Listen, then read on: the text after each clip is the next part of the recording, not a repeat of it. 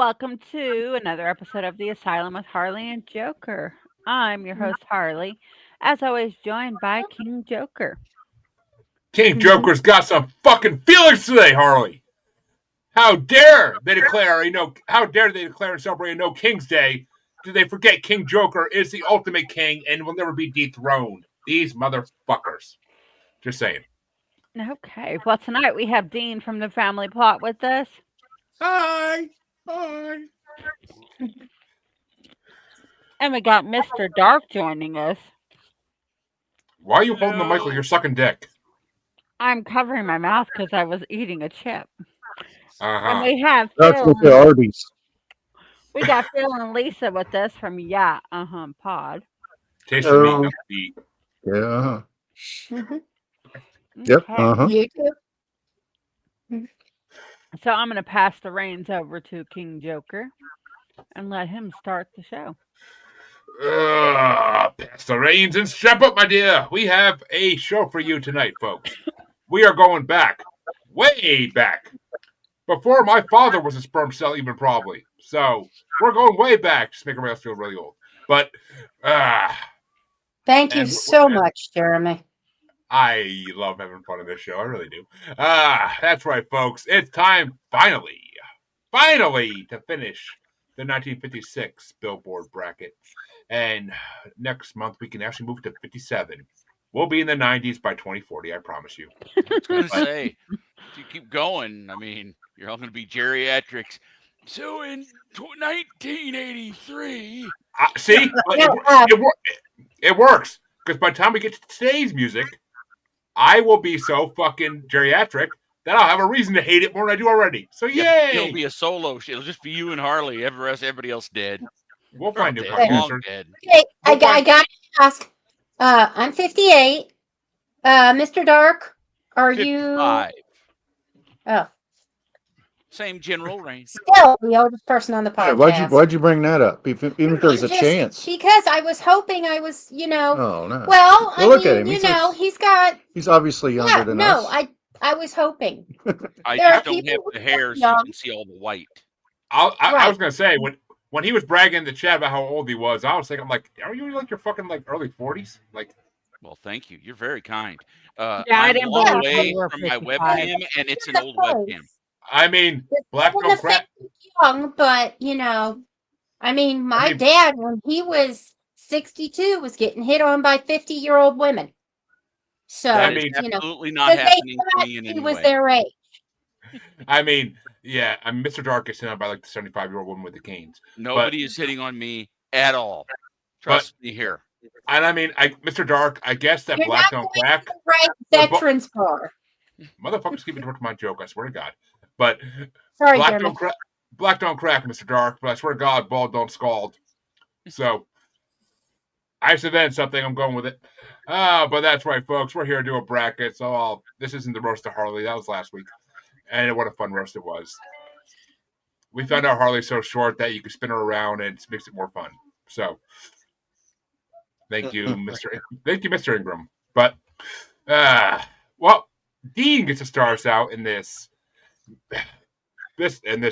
miraculous part of a bracket of fucking hits and some other fillers. Give him Pat Boone versus Perry Como. Actually, no, that is actually not a matchup, I'm pretty sure. Well, damn it. Well, that one needs to be fought with knives, I think. Perry Como's 2 songs are on the other side of the bracket from Pat. Just wanted to see him lose his mind. Oh, nope. Well, Pat Boone's going to win the first round. I can tell you that much already. But I can tell you that much. Not with me, he's not. We'll see. He's going to win, but we'll see. But Dean gets to start the first matchup with the lowest ranked song in this part of the bracket. And that's number 82 ranked, Can You Find It in Your Heart by Tony Bennett. Going against number 32 ranked, Ivory Tower by Kathy Carr. Oh, God. Your essential smells worse. I guess Kathy Carr because I don't like 1950s Tony Bennett much. And Harley. Okay, so for me, Can You Find It in Your Heart is ranked number 11 and Ivory Towers is 22. So, Can You Find It in Your Heart? Yeah. I had to find it in my list first, but Can You Find It in Your Heart was my number 19. It's definitely not the top 15 of this. It's not the top half of this fucking list at all. But Ivory Tower, this third fucking version of it we need to hear for this bracket, is my number 30. So Tony Bennett definitely gets my vote. It's fucking Tony Bennett. His voice is miraculous. Like, I don't care what he can sing me the fucking phone book and I'll listen to it. But Mr. Dark. See, now I didn't have to hear those other two versions of Ivory Tower, so that definitely likely influenced my vote here. Can You Find It in Your Heart? I gave it a 4, and it's at number 22. And I noted not Tony's best, which I think is true. The guy did a lot of classic stuff, and this just wasn't one of them. Ivory Tower, I gave a 6, and it's my number 15. My note is nice slow dance, like the accordion. So yeah. Just so you're aware, Mr. Dark, one version of Ivory Tower was Otis Williams and the Charms, and the other one was Gail Storm. I'm not directly familiar with those, but I'm sure they're both better. The Gail Storm one, debatable. The Otis Williams one, yeah, 100% better. But that means it's all tied up at the moment. Which way did you want to go, Lisa? Can You Find It in Your Heart? Got my heart. And as I get the coin flip ready, just in case, Phil, which way you want to go? We have a winner or a coin flip? Well, I kind of agree that Tony Bennett is outstanding. I like Tony Bennett quite a bit. But I did not even recognize this was Tony Bennett. Like, I did not, like, when I listened to it on the Spotify playlist, and it just went, I just thought it was boring. It did not resonate with me. Ivory Tower is also a steaming pile of dung, but it just seems like your grandma's favorite song or something. But it edged out. I went with Ivory Tower, but I'm hoping someone will knock it off pretty soon too. So, I can guarantee you, whichever one of these wins is going to get knocked off next round, regardless. I can guarantee you that. But flip it. But yeah, you're not wrong. It's time to flip it and see which one of these is going to get destroyed next round. Phil, heads or tails for Ivory Tower? heads. Let me flip the coin and hope for heads. Excuse me. We got to get this app I've somewhat verklempt. or use this app Okay. on our Instead of Type in Google, just type flip a coin and it'll pull that up. Just Google coin flip generator. But as you can see in the screen I'm sharing, but tails wins, which means that Mr. Bennett moves on. Actually, he has more of a chance in the next round than the other person, than Carter, I'll tell you that much. But we'll see. okay. Because the next matchup gets started off by Harley, and it's number 81 ranked I Walk the Line by Johnny Cash, which for Johnny Cash's first appearance on the Billboard charts, he was at 81 out of 100. But it's going against, and keep how high this other one's ranked compared to that in mind. I got it. It's ranked it's going against number 31 ranked Moon Glow and Theme from Picnic by George Cates, one of the non-Spotify songs. Okay, well, for me, I Walk the Line is number 4 and Moonglow is number 32. Yeah, like I said, I knew who the winner of the first matchup was going to face the next round, without a doubt. But, So my choice yeah. is I Walk the Line. Well, yeah, I mean, I Walk the Line. I Walk the Line's my number 10, and Moonglow is my number 33. So, yeah, I mean, big difference. And I mean, I'm not even that big a Cash fan, but I Walk the Line. It had to be my top 10. It only got knocked down by a few other songs to begin with, but it had to be my top 10. But which way do you want to go, Mr. Stark? So Moonglow and Theme from Picnic, I gave an 8, and it's my number 12. I said, nice jazz trio, very pleasant. This is the kind of music that I listen to when I need to relax, right? Well, Very pleasant. just so you are aware, this is the second version of Moonglow we've heard in this bracket. The other one was by Morris Stoloff, who the fuck that is. Yeah. There's a couple of these on here that were these very nice jazz trios, and they're very nice. I liked them. But I mean, I Walk the Line is my number one. I rated it a 10. I really should have rated it about a 27. Impossible to beat. The Man in Black. Mm-hmm. There's no talking here. There's no more discussion. We'll see as it gets through the bracket to different parts. But like, would you like to eat this pile of shit, or would you like to eat this lovely eclair? Well, depends what the reward is for either. But Lisa, which way you want to go?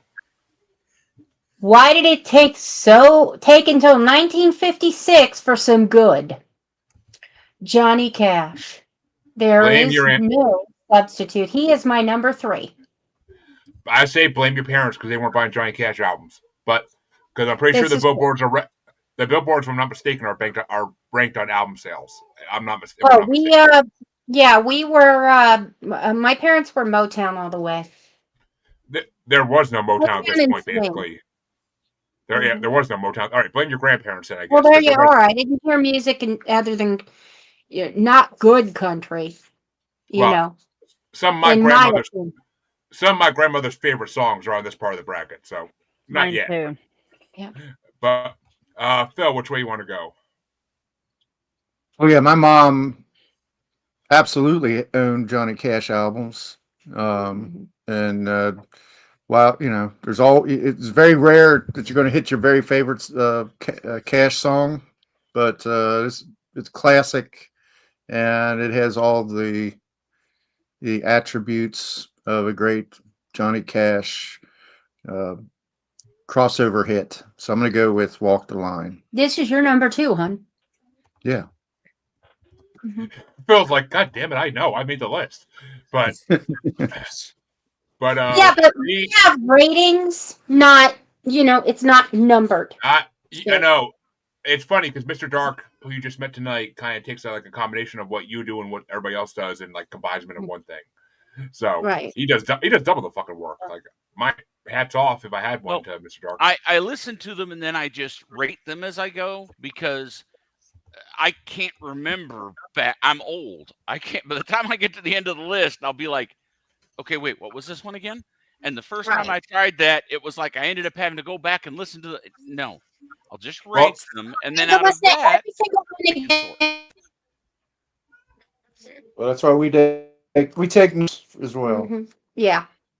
Yeah, I had to listen to the first half of my list twice because my system went down and I hadn't saved. Yeah. See, I sit at work on the Friday before this always, and I sit there and I rank them, and I rank them as I do it. I just rank them, and I put down the first one, then it's just below or top, below or top, below or top for 30 motherfuckers long. I'm a fancy motherfucker like that. But Dean, speaking of fancy motherfuckers, which way you want to fish this out?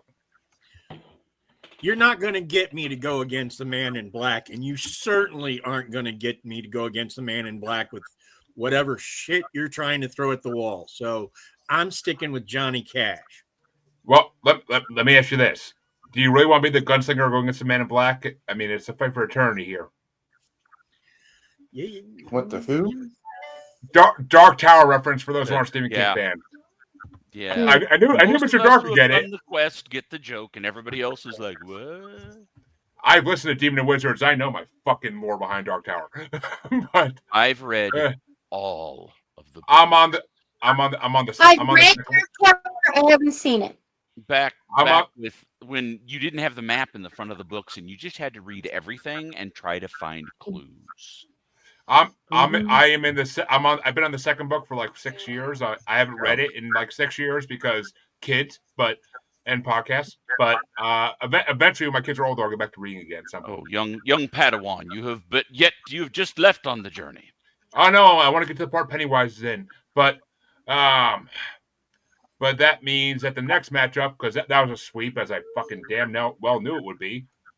But the next matchup, oh fuck! I have to start this one off, and I really don't fucking like it already. Fuck.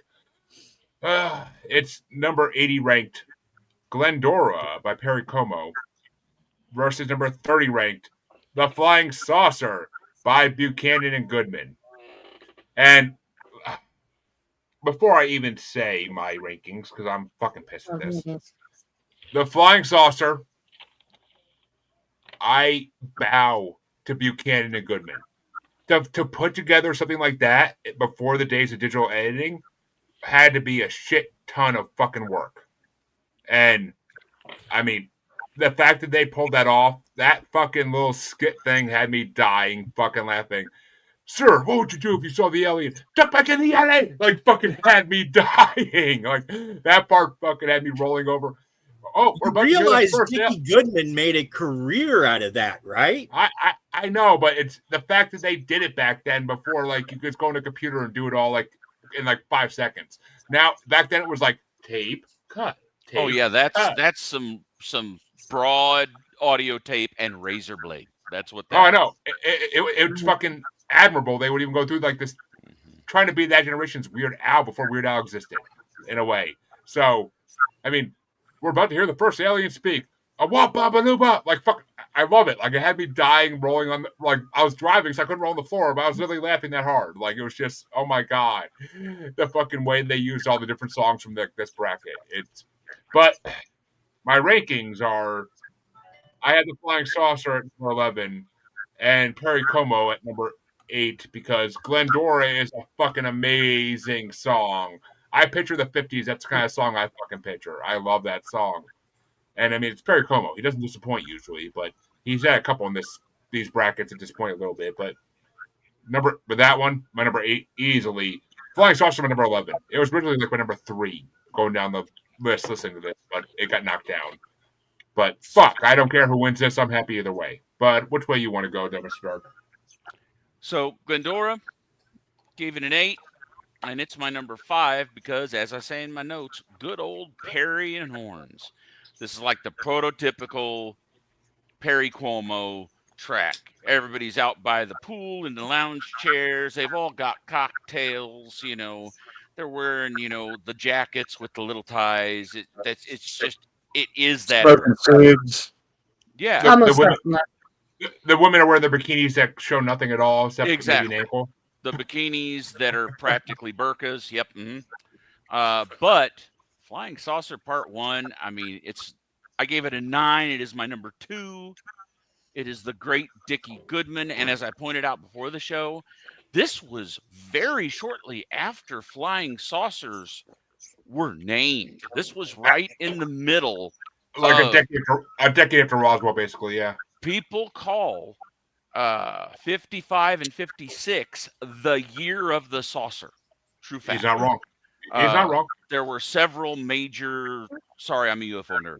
And so this was not only a hilarious track, it was not only a commentary on pop music, it was also really, really fresh social commentary.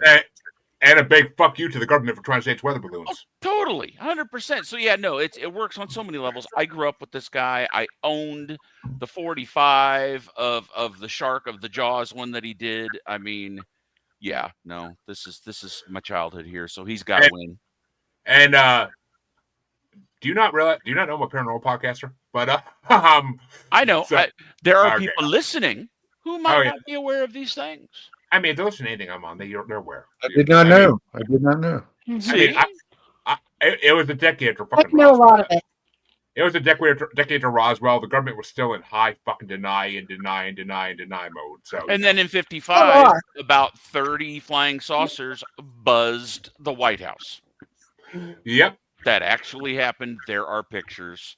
And they literally, their explanation was, what flying saucers? What? Huh? I don't know. It's just like the current administration. It's like, yeah, but you didn't see that. You didn't see that. It wasn't just a river. You know, okay, I'm not going to go into it, but Trump was the first president to announce that UFOs exist. But I give him props for that at least. But I'll hold the rest of it at bay. Yeah, that's the only one. Until my political cadence, but That's right. That's right. We still got a date ahead of us, but Uh-huh. yeah. Which way you want to go, Lisa? You want to go Glendora or Flying Saucer? Okay, this particular mishmash was not a good mishmash in my opinion. We have had this style of song previously, and it was actually I loved it. Who the fuck was that? But it was basically a guy doing stand up on stage, like, "Love me tender. Steaks is usually the only thing you want tender." Yeah, like something. Yeah, it was definitely better. He was making fun of new rock and roll. I have to give it to Glendora. I know it's a hard fucking choice. It really is. But Phil, which way you want to go? Well, I'm not as familiar with Dickie Goodman as Mr. Dark is, but I did appreciate the things that you pointed out, Jeremy, about the technical diligence that it took, the comprehensive effort, and he did a good job of putting that all together. So I gave it a high mark for those things, but I really liked the Perry Como entry here. I'm not a big Perry Como fan. In fact, the title of it reminded me of the Ed Wood movie, Glenn or Glenda. And so I was prepared to hate on it, but then I listened to it and I was like, more like Stray Cat. It's got more of a Stray Cat strut to it. I kind of liked it. It was good musically, so I'm gonna go with that. Yeah. The music was off the fucking hook of that song, and Ed Wood. I love Ed Wood movies. They really are so fucking classic. But Dean, which way you want to go? Personally, I know he's dead, but I hope Perry Como is gargling glass in hell. I don't like the man. I don't like his music. So I am voting for Dickie Goodman just based off the fact that he did Mr. Jaws, which was one of the funniest interview songs I have ever heard, not to mention the others in his oeuvre, which are equally as good. This is his first outing, and I liked it. So I'm going to give this round to the Flying Saucer. And I gotta say, I hope that Flying Saucer Part 2 is on this on these brackets somewhere, and I hope that more Goodman stuff is as well. But we'll see, though. I was looking at the date when I was going through this list on work on Friday, and I literally made this playlist in July of 24. So I do not remember these playlists for anything in my head. But Harley, which way do you want to go? Okay, Glendora is number 16, and the Flying Saucer is 27. So I'm going with Glendora. Como moves on, and he will have a matchup and a half no matter who wins the next matchup. So we'll see, because it's a early doo-wop matchup coming up, and Mr. Dark gets to start us off. It's number 79 ranked You'll Never Know by the Platters versus number 29 ranked Standing on the Corner by the Four Lads. And I fucking hate this matchup. This should be like a semifinal matchup. I mean, Standing on the Corner, gave it a 4. It's my 24th. I said, okay, vocal group doing a standard. It's all right. It's good. It's, nothing special. But You'll Never Know. My only note is the Almighty Platters. Gave it an 8, and it's my number 9. So, yeah. The only thing hard here was there were so many Platters tracks on this list, because I mean, you could just about do a whole Platters bracket. I actually was thinking about that this week, and if I don't have one, I have to make one. I'm pretty sure. I don't think I have one, because I don't think they were on the Spotify list of like 50,000 artists to choose from. But it's based on listen. So like the top 10 in the Spotify artist list is like Bad Bunny and Beyonce and bleh. But don't get me started. Don't get you started. Don't get me fucking started on that shit. Shaking my fist at the youth of today. Okay. My fist is busy, but I'm shaking other things. Trust me. But Lisa, which way do you want to go? Standing on the Corner, Jobless Teens. You'll Never Know, The Perfect Stalker. I have to go with You'll Never Know. Yeah, Interesting I mean, take. I got my own take when we get to me. But Phil, which way you want to go? Well, I do like the Platters. They're very smooth, very vocally gifted group.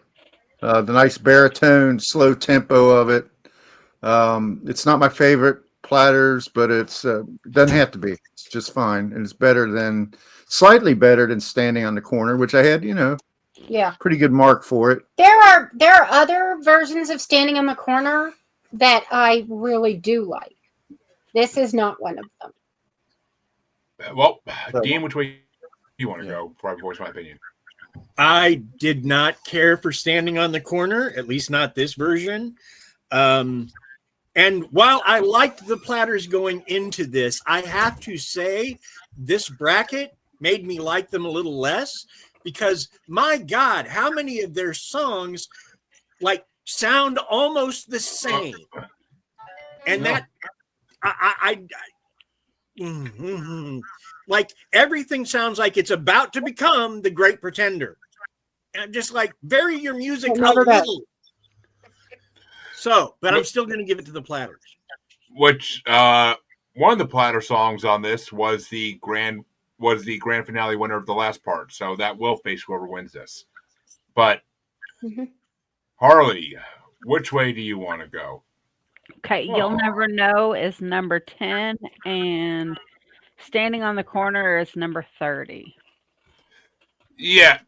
Okay. You'll never know. Hey, Dean got cuter. Who knew? Adorable. But You'll Never Know was my number 7. It's actually funny because all the Platter songs on my list are literally in order, and that's the lowest ranked one. But Standing on the Corner by the Four Lads was my number 12. I really enjoyed it. It's a great doo-wop song, and who hasn't spent time in college or whatever in high school standing on the corner watching the girls go by? Come on now, come on. Any guy here knows I'm not wrong. Yeah, I haven't. I was waiting on a pause. You, Harley. Well, Harley would watch her. Stood on the corner. I did stand on the corner and watch the girls go by, but I'm different, so. I was gonna say, I'm like, Harley was eyeing those damn girls. Who the fuck you kidding? But that means the Platters do move on. And next matchup, oh god, this is gonna be a slaughter. This is gonna be a slaughter, and I already know it. But where's CJ? I need him. But it's gonna get started off by Lisa, and it's number 78 ranked. Not a Spotify song. It's Almost Tomorrow, the Joe Stafford version, going against number 28 ranked. Why Do Fools Fall in Love by Frankie Lyman and the Teenagers. Okay. Throwing aside Elvis and Johnny Cash, this is my number 1. Why Do Fools Fall in Love? I think that It's Almost Tomorrow would be a great song in The Notebook. If they ever do a Notebook musical, they should look into that. Okay. They probably have. I don't care. They should never do that. I mean, this is my. I'll get to that, but yeah, I don't know.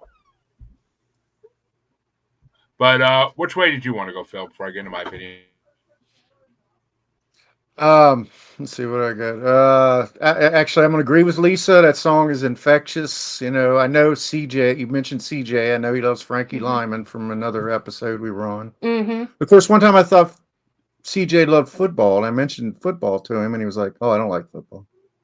Okay. Well, he does like Frankie Lyman. Yeah, but I'm pretty sure he likes during that one episode, he was like, "It's Frankie." Right. Actually, it was not just Frankie Lyman, but he likes all the Frankies, whether it's Avalon Lyman or the one from Jersey Boys. I can't remember the name of it at the moment. Yeah, I can't. But I even liked Diana Ross's version of that she did in the 80s. Yeah, that was a good version too. But this is probably the version. Right, right. I might include this in our multiple, episode. I want to do a remake episode. Okay. Smoke. What's your option, Phil? What was your option, Phil? Oh, I'm sorry. Why do fools fall in love? Okay, I should have fucking assumed. But Dean, which way you want to go? First, allow me to apologize for having the little one here, but she's sick. She's getting to that age where she doesn't need daddy for much. So I'm sorry. I hope you feel better. Times that she does, you know.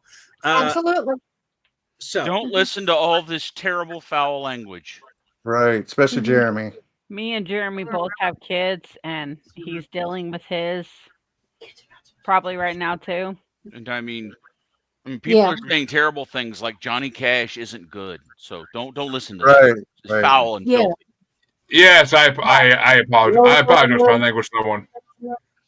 Look, the kid, like she was telling me yesterday that she likes strawberry shortcake, but the one from the 80s, she doesn't like anything that wasn't made in the 80s as far as that cartoon goes. And I'm just like,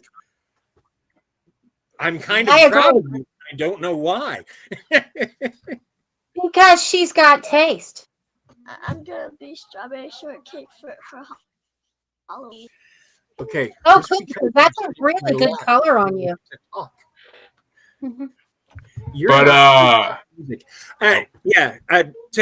To follow that up, like I said, why do fool all? Sorry, I'm wasting your time here. Didn't mean to. That's okay. No, it's all good. It's all good, buddy. Which way you want to go, Harley? Okay, so Why Do Fools Fall in Love is number 7, and It's Almost Tomorrow, Joe Start one is 19. So Why Do Fools Fall in Love? Okay. And I gotta look at my rankings. Gotta switch positions here. No, grab my laptop, little one. Gotta look at my rank. Okay, well, I'll look at my rankings in a minute because I already know which one's gonna win for me. That's pretty obvious, but yeah, I know, right? But yeah, Why Do Fools Fall in Love, Joe Stafford version. Oh no, I'm sorry. It's Almost Tomorrow, Joe Stafford version was my number 21. Why Do Fools Fall in Love, the Frankie Lyman version is my number 3. I'll got my opinions in the other version when we get to that. But that means Why Do Fools Fall in Love moves on. And which way would you have gotten me? Wait a minute. No. Yeah, I started it. So, Mr. Dark. I thought. Mr. Dark. I'm sorry. I was looking at the screen. I mean, Frankie Lyman. I'm not even going to preach about it, but duh. So this was a sweep. Oh, it's a sweep, as I saw it would be.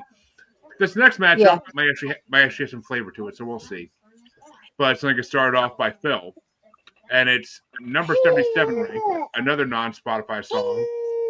Are You Satisfied by Rusty Draper, going against number 27 ranked, Bebopalula by Wannabe Elvis, Gene Vincent and his Blue Caps. Right. I wrote down, sounds like Elvis. I do like that. It's actually funny because his record label was hoping he could be a better version of Elvis. He failed horribly, but that was like his only hit. But they were hoping he could be like the one that could beat Elvis because all the record labels were worried about like Elvis beating all their artists. That's a great one-hit wonder. I'll give it. Yeah, I'm gonna take that one in this matchup for sure. I have it ranked very high. And Dean? Yeah, give me the Wannabe Elvis. I wasn't. I don't see the guy as having a career, but this wasn't a bad song. He had some smaller hits apparently, but he got overshadowed by all the great performers in his area of activity. But and it's not his voice. Performance does weigh in. But which way do you want to go, Harley? Let's see. Bebopaloo whatever is number 13, and Are You Satisfied is 15. So I'm going with the Bebop one. Leave it to Harley to be worried about being satisfied. But Yeah, Bebopalula was my number 18. Are You Satisfied? Number 25. I mean, neither were amazing songs, but Bebopalula was a little bit better, and he wanted to be Elvis. I get it. He was way more rockabilly than Elvis ever would be. But which way you want to go, Mr. Dark? Yeah, I mean, Are You Satisfied? My note, it was a 3. It's my number 30. And my note is, dude literally asking how his girl got off with her guy that day. No. All bad. Bebopalula, man, Gene Vincent's in the Rock and Roll Hall of Fame. It's one of those things where just because he wasn't a big pop star, he was a massive rockabilly star. My dad grew up on rockabilly. That was, he was a teenager in 1956, so he was all rockabilly all the time. So I was listening to people like Gene Vincent growing up, and with the leather, his look was very much leather, black leather, and long hair. So to some extent, he's kind of the prototype metal guy. So yeah, no, Bebopalula is an absolute classic. Which Gene Vincent already moved on at this point, but which way did you have gone, Lisa? Sure, just go. I'm giving it to Bebop. Absolutely. No question. And now, just to clarify, my dad was in Korea when that, Yeah. Well, that means the next matchup is going to get started off we're back at the top, so it's Dean. And this next matchup, it's one of Lisa's favorite songs, so we'll have fun with it.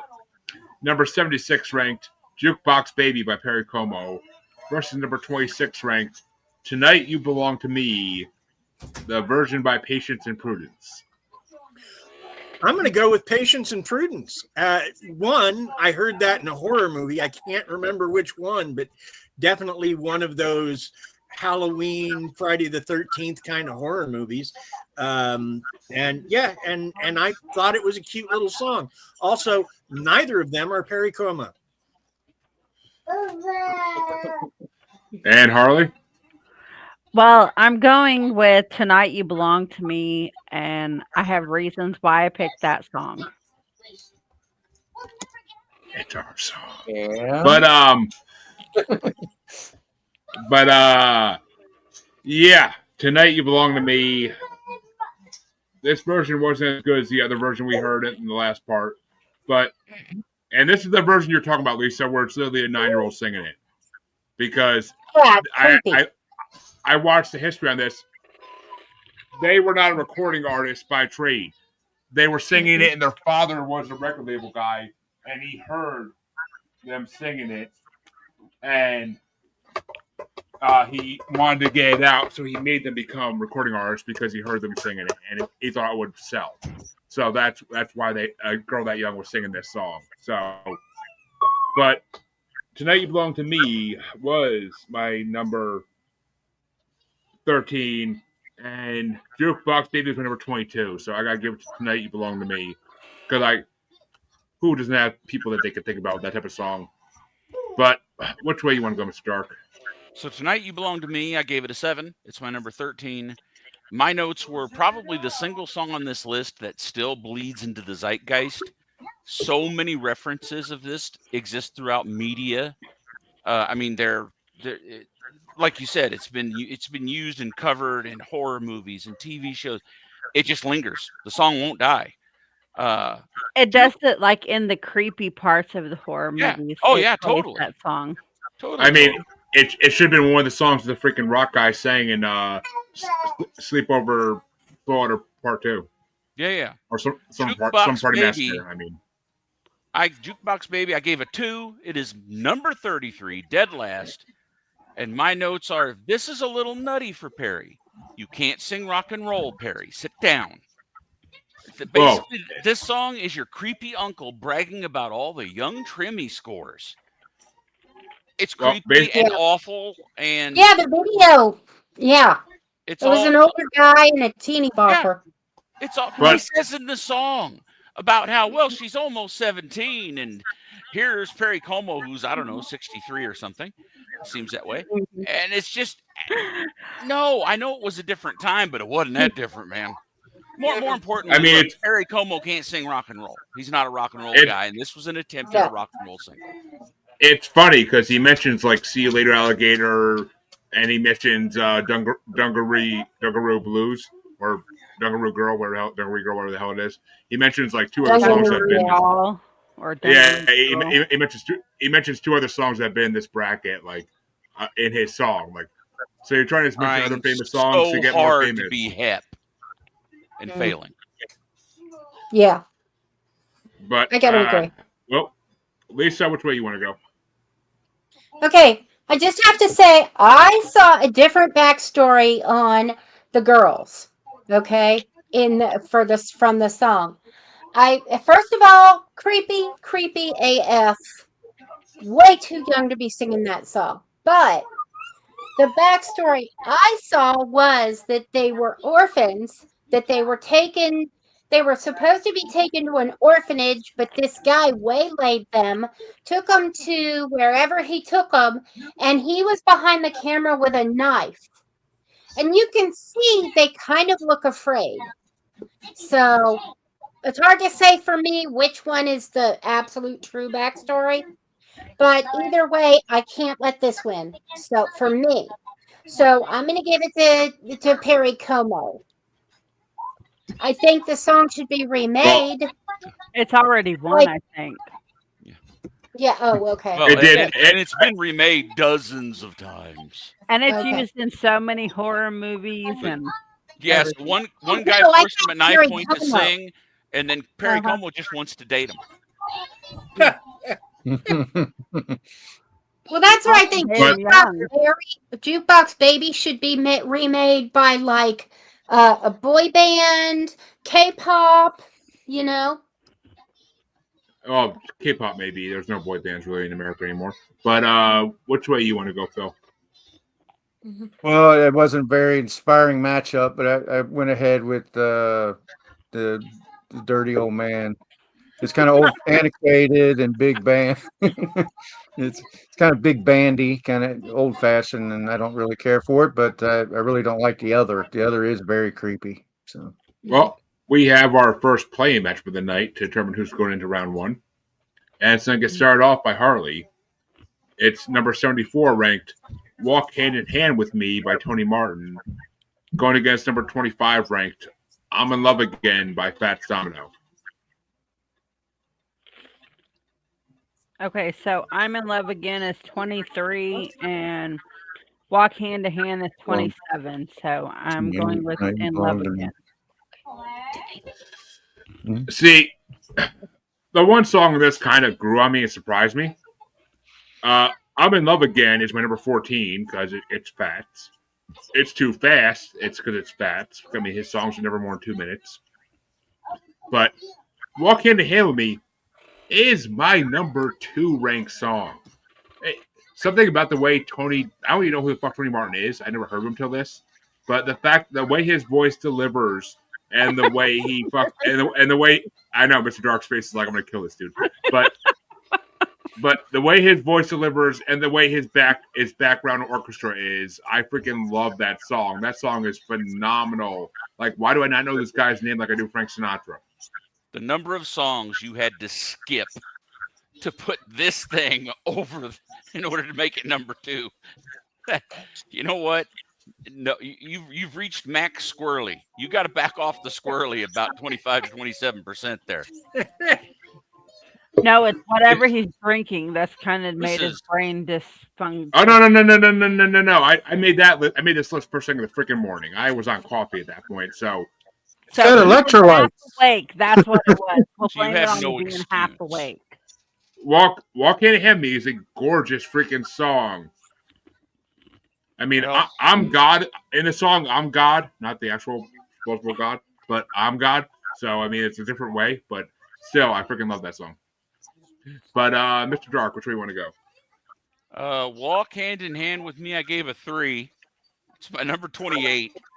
My note is file under music your grandparents liked next to Lawrence Welk.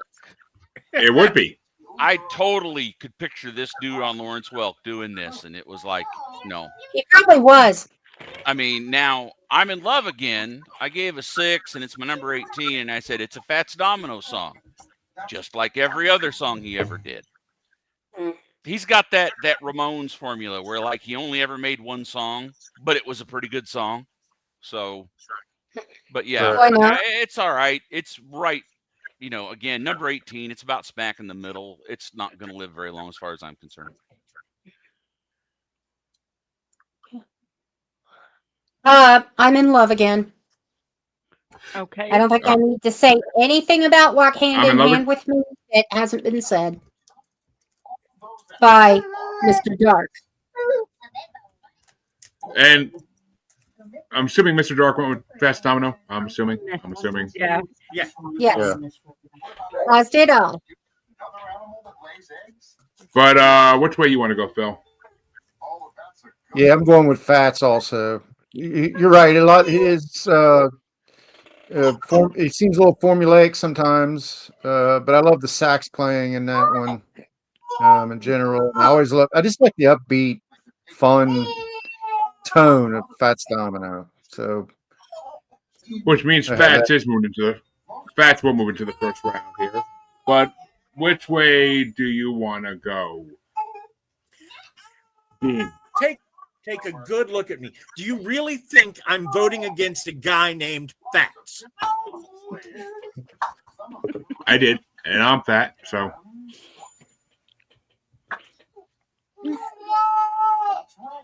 Fats the Blueberry Hill wannabe song takes it. It's just, let's go. Mm-hmm. We had Blueberry Hill last year, but we'll have it again. Much better song. Well, that means that song went into the first round, and the next matchup, the final matchup in this side of round 1 is going to get started off by Harley, and it's number 75 ranked. Why Do Fools Fall in Love by the Diamonds versus number 25 ranked I'm in Love Again by Fats Domino. It's a Diamonds version of Why Do Fools Fall in Love Again.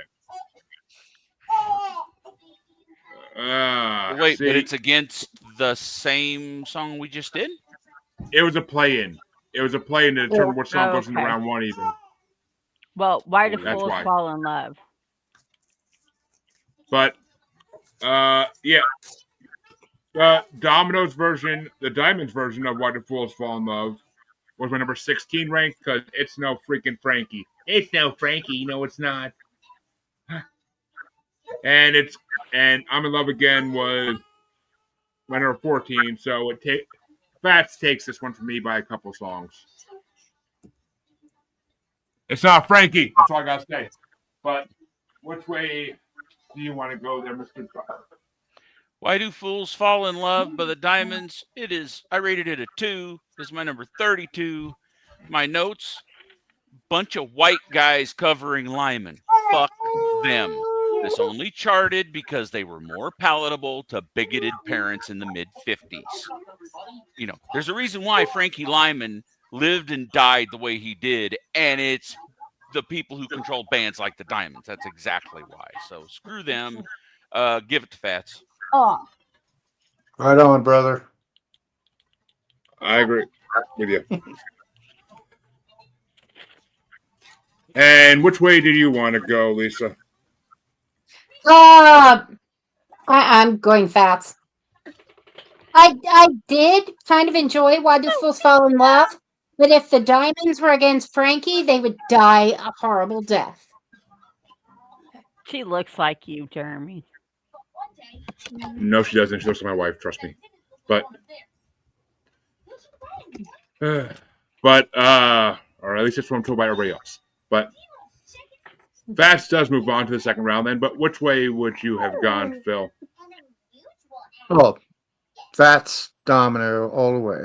Absolutely. And I'm just going to make it a sweep because I still can't believe it's not. Oh, it's a sweep then. The Diamonds can die a horrible death for trying to copy off freaking Frankie Lyman. They might as well put the needle in his fucking arm. Yep. Yeah.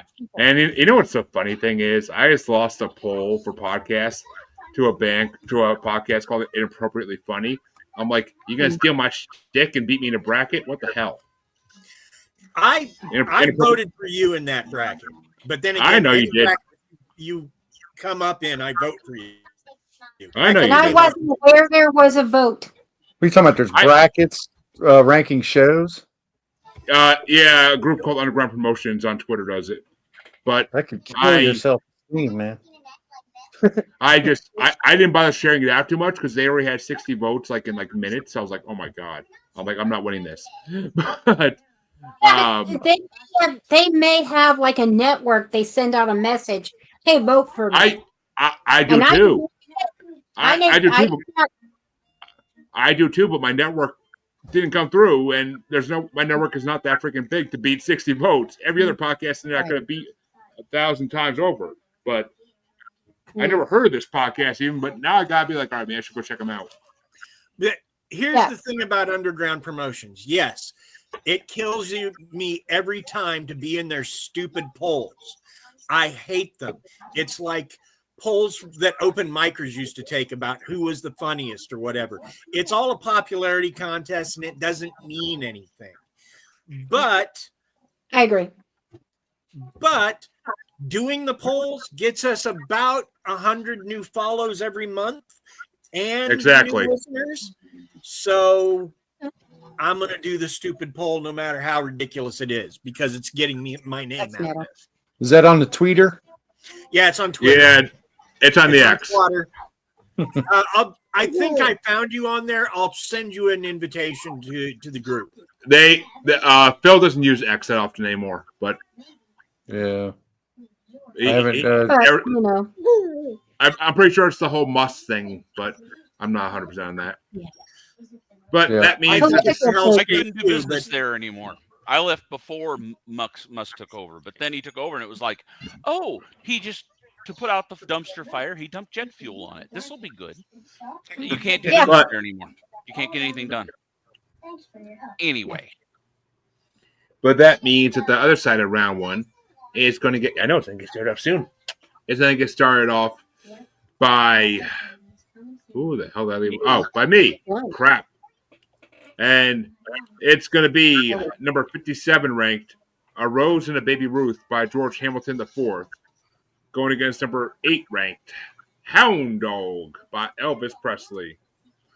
Cause you ain't nothing but a hound dog. Barking all the time. And Hound Dog is my number 4, because it is my second highest ranked Elvis song on this part.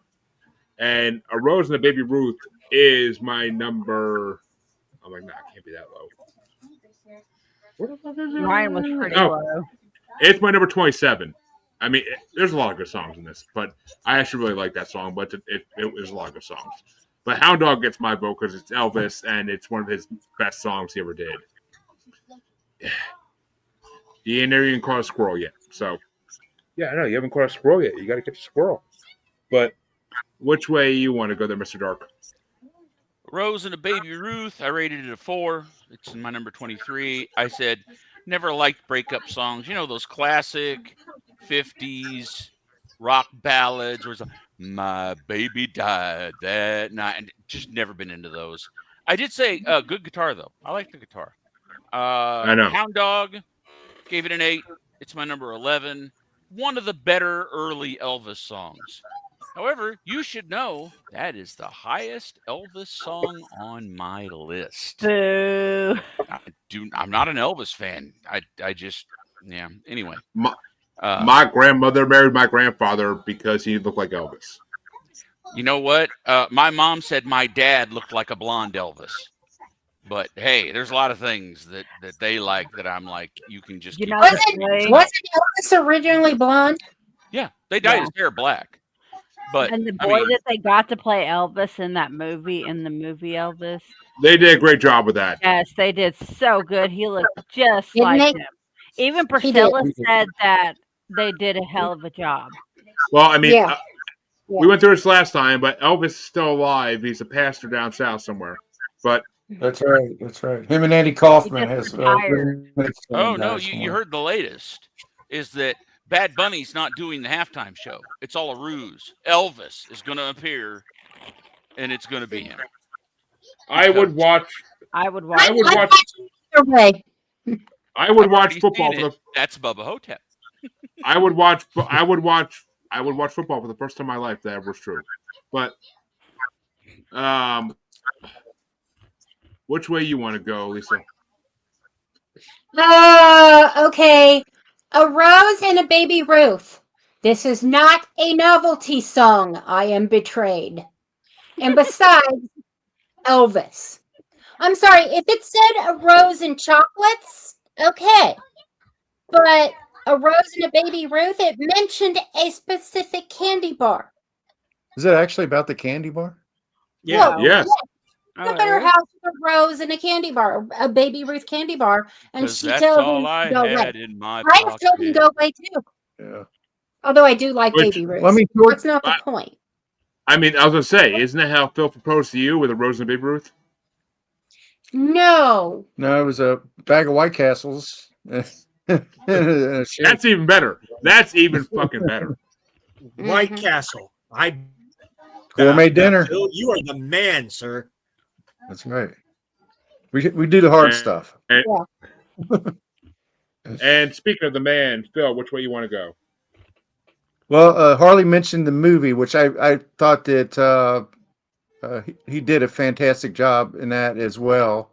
But I thought one of the most awkward and unbelievable parts of it were Elvis was despondent and he went down to meet his people. He went down into Harlem and Big Mama Thornton was playing hound dog in some bar or something, and he was just like totally Enamored. totally relaxed and totally with his people, in this very urban environment. I think that was total bullshit. So he did kind of. Well- I'm sorry. I shouldn't have Well, said no, that. that is true. She though. can't hear you. It's all good. She Yeah. can't hear you. It's all good. But nonetheless, it's a great remake. It's a great song, and I like it Yeah. better than the Baby Ruth. Mm-hmm. Well, and actually, Big Mama Thornton did love Elvis. He see people. Stop that. People I think want there to was say that there was a germ of truth in it, but it's one of the movie moments where they're he. asking you to suspend disbelief because I don't believe he had those types of relationships. He did though. He really did. He was though. he Yeah. was poor. He grew up in the ghetto. Like Right. he He grew was up closer- around black people. he was closer to African Americans than he was to white people at that point because he grew up in like the poor camps. Well, it struck me as probably the Yeah. weakest part of the movie, other than what's his I'm name? That's your white privilege showing His through, babe. his entire no his Tom Hanks' Tom entire Hanks. performance was kind of bad. I thought. I love Oh, Tom Hanks. I think He, so. he did okay. We could do a whole freaking episode on this movie in Yaha. I swear to God. Yeah, we But- could. I could do But- it. Let's do it. I so would do that. I'm in. Don't joke. Careful. So, Okay. it sounds like we have 2 points of contention at least. Okay. Yeah. That Elvis movie. I so But- would do that. I love the Elvis movie. I would watch it again for that in a second. Yes. But I haven't seen this. I haven't I seen like like a I year. liked a lot of We it. watch it anyway. So. Do you know how many times I've watched that movie? I don't I know. brought the soundtrack. I brought the soundtrack on Musers. But Like I liked it better. okay, than I do we're not Priscilla. moving on. You're getting upset. I get it, sweetie. You want liked to it better than what, Is that what it is? Priscilla. Hi, pretty girl. Sophia. You mean the TV movie from like back in the? No, there's a 80s? movie about Priscilla. Mhm. Oh, okay. Called Priscilla, Why is she, and it's why is she in a considered movie? really- She has her own movie, and I really did not like it because how they made Elvis look in that movie. But yes, Based I'm entirely on things you wrote. Yeah, So you're. Which one do you want to believe? Do you want to believe the guy who married a middle schooler? Or do you want to believe the middle schooler? Depends on the middle schooler wants He didn't money. actually like. All right, Elvis Presley doesn't need We'll money. talk about this on huh? She moved in with We're him not- in we ain't middle going school, down. him until after high school. Just to clarify. I can't see a screen. Was she Okay. 18 when they got married, or was she 16? Carly, you'd know. I think she was 16 when they got married. I mean- but in Okay, that 'cause I time thought she frame, was She- 18. She was 16, and she was the daughter of his commanding officer in officer. charge. It was commanding officer in the military when she got married. And in that time frame, at 16 was okay to marry someone older because in that time it was acceptable. I have caused Yes. chaos And and to be confusion. fair, My she work was here is what, done. less than 10 years old? Where were we at Okay. before Jeremy? gets in trouble? Here's some cuteness to distract everybody from the horribleness. Aw. Which way you want to go, Dean? I'm voting for Elvis. He may have been a horrible person, but that Rose and a Baby Ruth made me think. That and one other song on here made me think of the book Christine by Stephen King, because he has a section of that book named Teenage Death Songs. And I'm like, Yep. These might be the songs he was talking about. And while I like Stephen King and I like that book, I didn't like that song. So, yeah, let's stick with Elvis. Oh, Christine's a freaking amazing bookend movie. But which way you want to go, Harley? Okay, so A Rose and a Baby Ruth is 21. I did not like that song. And, well, it's Elvis. Hound Dog is number 3. You ain't no friend of mine. But that means the next round's going to get started off by Mr. Dark. Our next matchup, I should say. And it's number 56 ranked Dungaree Doll by Eddie Fisher going against number 7 ranked Whatever Will Be Que Sera Sera by Doris Day. Okay. So Que Sera Sera gave it a 7. It's my number 14. My note was a true classic, which it is. But Dungaree Doll gave it an 8. It's my number 6. Swinging Eddie Fisher. And I even noted, I don't know if you guys noted, killer guitar solo. It's a great guitar solo in that song. So, yeah, no, that was just good proto-Rat Pack swinging music. Dungaree Doll all the way. And which way do you want to go, Lisa? Okay, Hey, Sarah, love it as a song and as a philosophy. I found Dungaree to be peppy and not at all bad, but I'm sorry, it's Doris Day. Yeah, we're Cincinnatians. Doris Day. Yeah. And which way you want to go, Phil? Native. So I didn't hate Dungaree Doll, but I was kind of, what does paint your initials on my jeans? I mean, was that a thing? I mean, he kind of reached for a couple things. I don't think that was a thing. Maybe in the 90s when they had puff paint. Would you painted my initials on your jeans? Absolutely. Well, dungarees are basically jeans. So Okay. the song's about jeans. Okay. I have Right. no idea if people painted their names on them, but a lot of people don't realize that dungarees, Not when they were called dungarees. Well, that's probably splitting hairs anyway, but I in did the like 80s or 90s when puff paints came out, like for I'm absolutely betting it happened.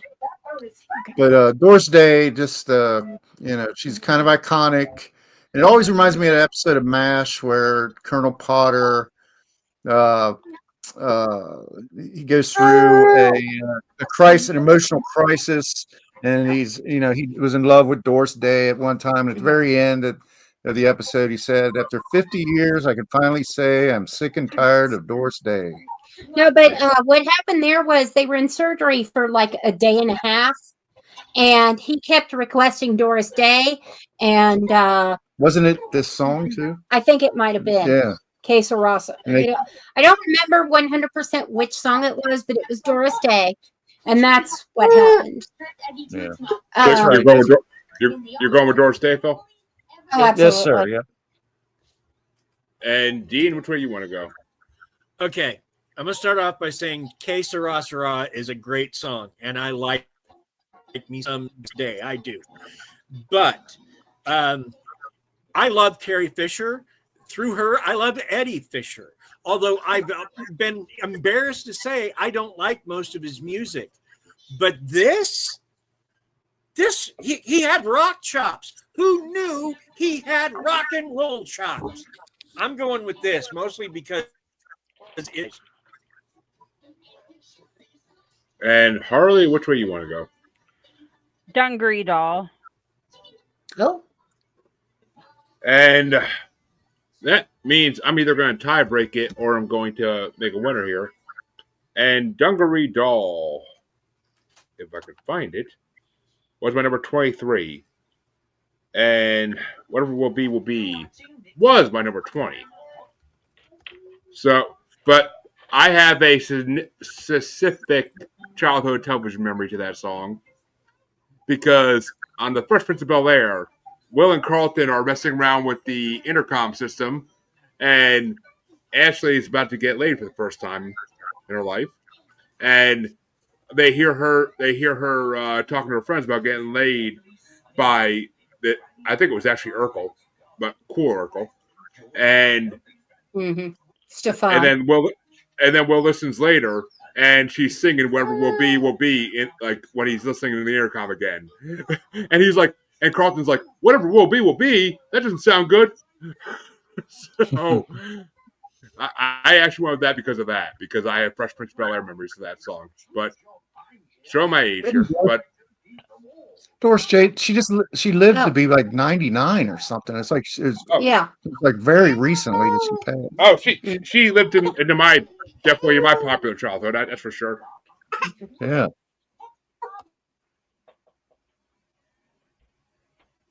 Flip it. But I'm gonna flip it.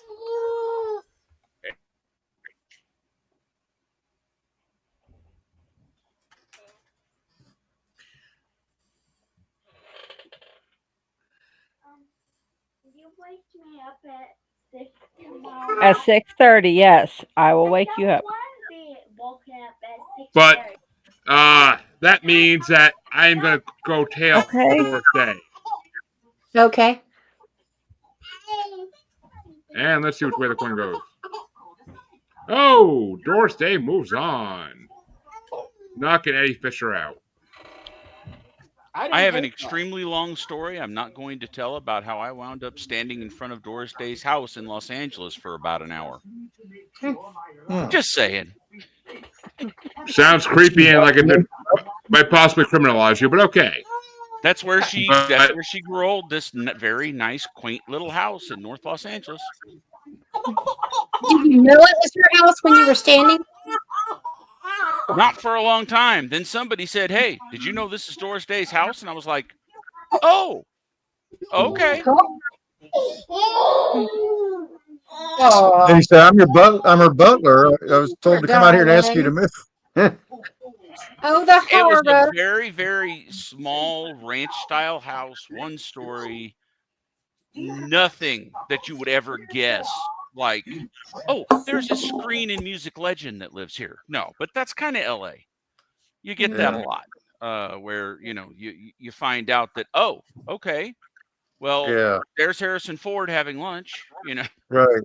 Wasn't the house where Bugsy Siegel was shot? Wasn't that kind of a small house in California? Probably, but I don't know. Somebody could just walk right up on it and look inside the window and blow his head off. Wouldn't surprise me at all. Yeah, no, this was just a quaint older neighborhood. She had bought it with her movie money way back in like the 60s. And it had very nice flowers because she liked to garden, I guess. And that was just it.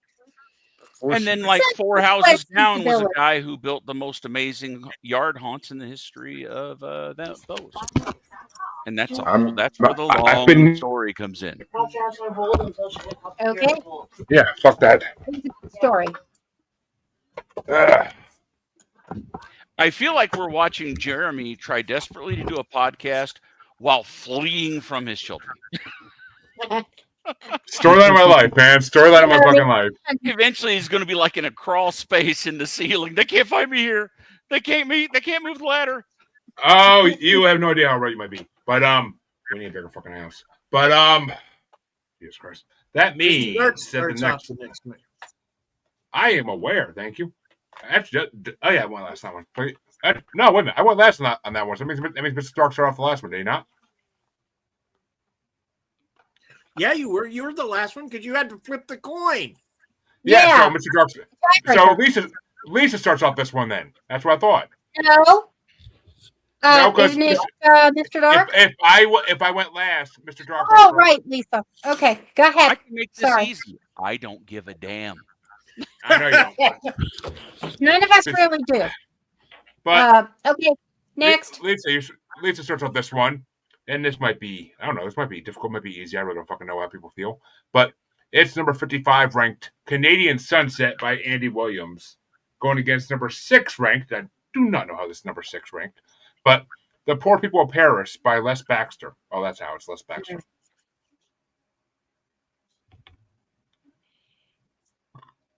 Okay. Yeah. Okay, my response to Poor People of Paris is Really? so I'm giving it to Canadian Sunset. And this is only because it's against the poor people of Paris. Fucking Canadians trying to kill people in Paris now? God damn it! Goddamn half mouth motherfuckers. But South Park reference. But America! America! No. Canada. Neither of these did anything for me. I wrote Canadian Sunset was corny, but I'm just not into the instrumental stylings with a bunch of harp, jingle, jangle, and whistling. I just didn't resonate. It was so boring to me, I didn't even object to the whistling. So Canadian Sunset. Gene, which way you want to go?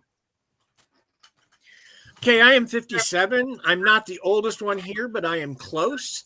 And when I was a small child, I heard Andy Williams. And my mom told me that's all it was. And for 3 years, I hated music. I had to hear someone else other than Andy Williams. So I don't care who Andy Williams is going up.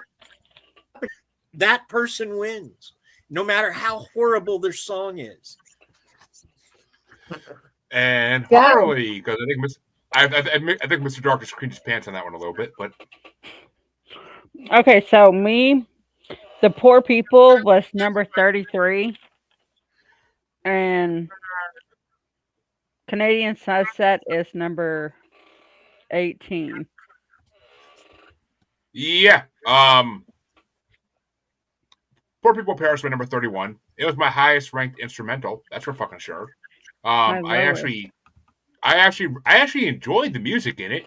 It reminded me of like a opening scene from a movie that could be had very good music, but it's going against 30 songs that are fucking have words and are better. But I did enjoy the actual music. It was. Dun, dun, dun, dun, dun, dun, dun, dun, dun, dun, dun, dun, dun. Is that a skinwalker?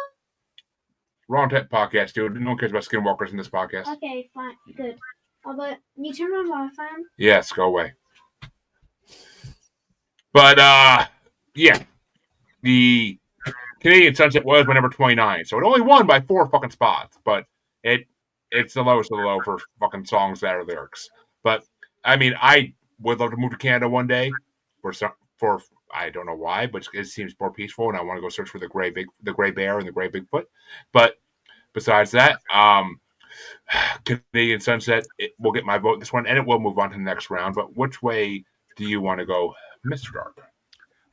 Poor People of Paris is rated at a 5. It's my number 19. My notes are Bongo Party. Did you see the album cover? No. The album cover for this record. The album is called Bongo Party. But except that on this song, I don't hear any bongos, so that's kind of weird. Wait a minute. Is that the name of the Zappa album I said to fucking listen to this week? Bongo Party? It could be. I don't know. And then I said decent mid-20th century instrumental, very kitschy. I didn't hate it. Canadian Sunset, I gave a 6.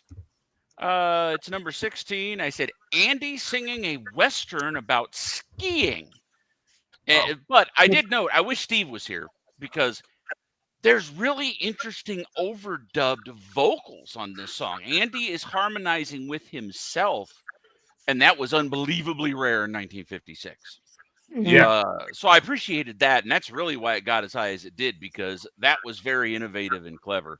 But the only other note I'll say is that, look, we had the Andy Williams Christmas album, so we listened to that every Christmas, and so that's I don't have a problem with him. So yeah, Andy goes. Yep, Andy goes, and to correct myself, the name of the Zappa album is Bongo Fury. So, maybe it's a sequel. Hey, bongos are bongos. Bongo Party 2, But- Bongo Fury.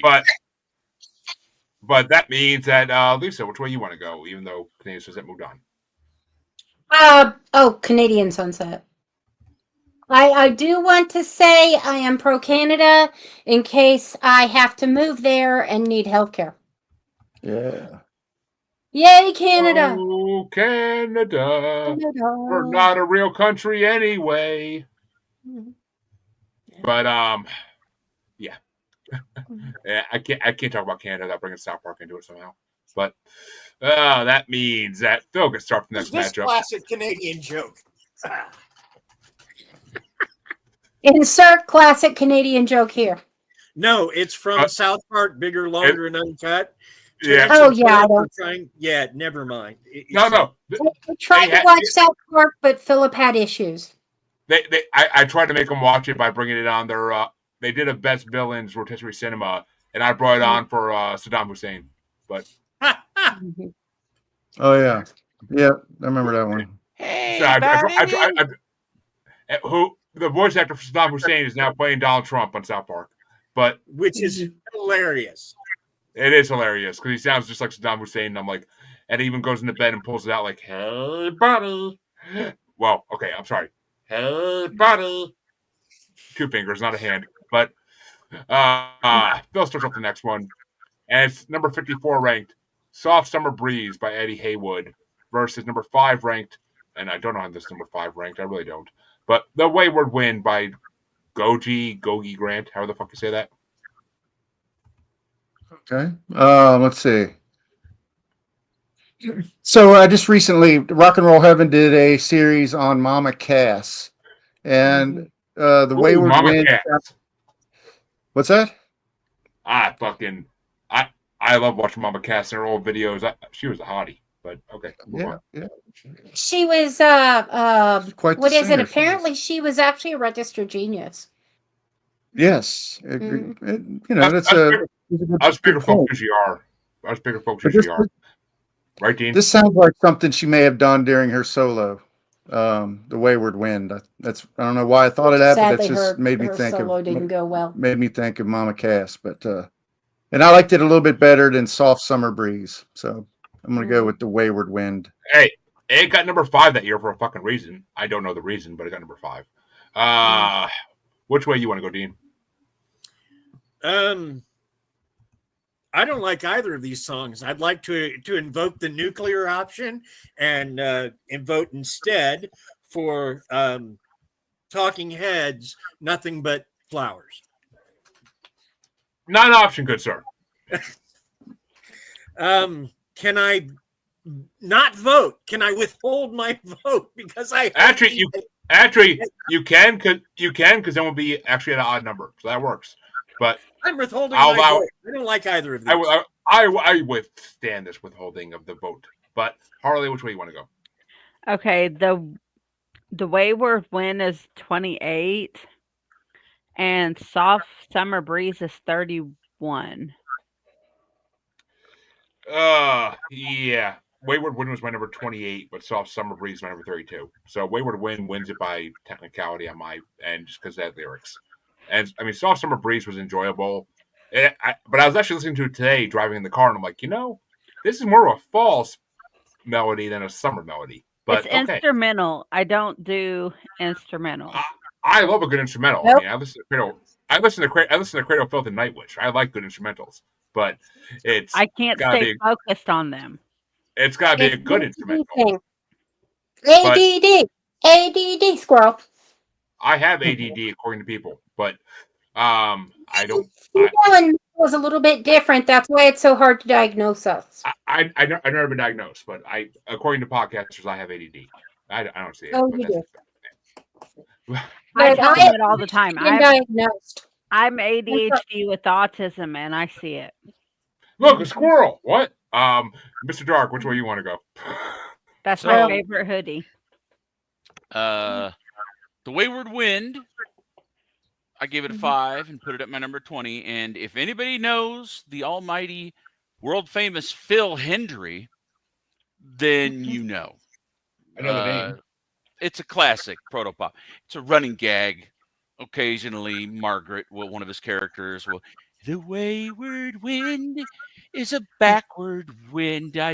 Never mind. Cut it. Stop the music. Stop it. Yeah, it's a running thing. But anyway, yeah, and it's Goji. I've always heard her name pronounced Goji. The singer. I never heard of her, so I had no fucking clue. But. Yeah, she was a one-hit wonder, kind of. Soft Summer Breeze, I gave a 7 and put it at my number 12. I said excellent piano-led jazz trio, and really the song sounds like the name. The song sounds like a soft. It sounds and feels like a soft summer breeze. I mean, loved it. Maybe because it was 70 degrees today. Maybe I felt it because of that. But because to me it's more of a fall song though. But Lisa, which I loved it. The Wayward Wind. I imagine the Wayward Wind in what's the movie? The one where they're doing the it's not Best in Show. Summer Winds? No. Wayward Wind. No, the summer Mighty Wind. There's Oh, Waiting for Guffman. Yes. No. A Mighty Wind. A Mighty Wind. Mighty right? Wind. Wow. So that, and of course instrumental, as previously indicated by my ADHD sister. I can't deal with instrumentals. They actually trip. I'm like, okay. But Phil, Sorry. which way you want to go? Even Let's see. though Okay, I've got. So we're talking about Wayward Wind versus the Summer Breeze, right? Oh, I thought you already voted, hon. Yeah, No, I did. Yeah. he's I thought- Okay. Yeah. The Wayward Wind. Mm-hmm. Which means Wayward Wind is moving on 5-1. And we are getting down to the end of this one here. End of this round one at least. And this one's gonna get started off by Harley. And this one's a fucking heartbreaker. But it's number 53 ranked Hey Jealous Lover by Frank Sinatra. And yes, Frank's first entrance on the Billboard brackets was at number 53. And it's going against number 4 ranked My Prayer by the Platters. Oh. Okay, so Hey Jealous Lover is number 8 and My Prayer is number 17. Oh! Curse your soul for what you do to the Platters. But, My Prayer is number 6. It's not my highest ranked Platters song, but it's there. My Prayer is my number 6, just for that fucking last note. My prayer. I can't fucking do it, but you know. And Hey Jealous Lover is my. No way, it's that far down. No, okay, definitely not. Did I somehow skip this one? What the Hey, fuck? I told you earlier I was missing one, and I figured out which one I was missing. I did. I actually didn't rank this one. I missed it somehow. These songs go by so fast that I'd be at work and I'd be like, "Oh fuck, I gotta put these 2 in the list." Okay, so this is going off non-rankings, but yeah, it's the Platters. It's the Platters. Hey Joe, it's Frank Sinatra. I love Frankie, but this is not one of those songs. This is not. No, it's not a good Frankie. This is not My Way. This is not any of its good, any of its top songs by any fucking means. So I will easily give it to the Platters in this one because My Prayer is an amazing song. Just that last note fucking had me almost like have goosebumps. But which way you want to go, Mr. Dark? There we go. Sorry, I was adjusting my chair and then you jumped right to me. Hey, Jealous Lover. I gave a 3. It's in my number 26. I said everything Frank did, and we get this. So yeah, no, it's early, Frank. It's early, Frank. It is not good, Frank, in any way. My Prayer. I gave it 8. put it at number 10. I said the Platters again because of course.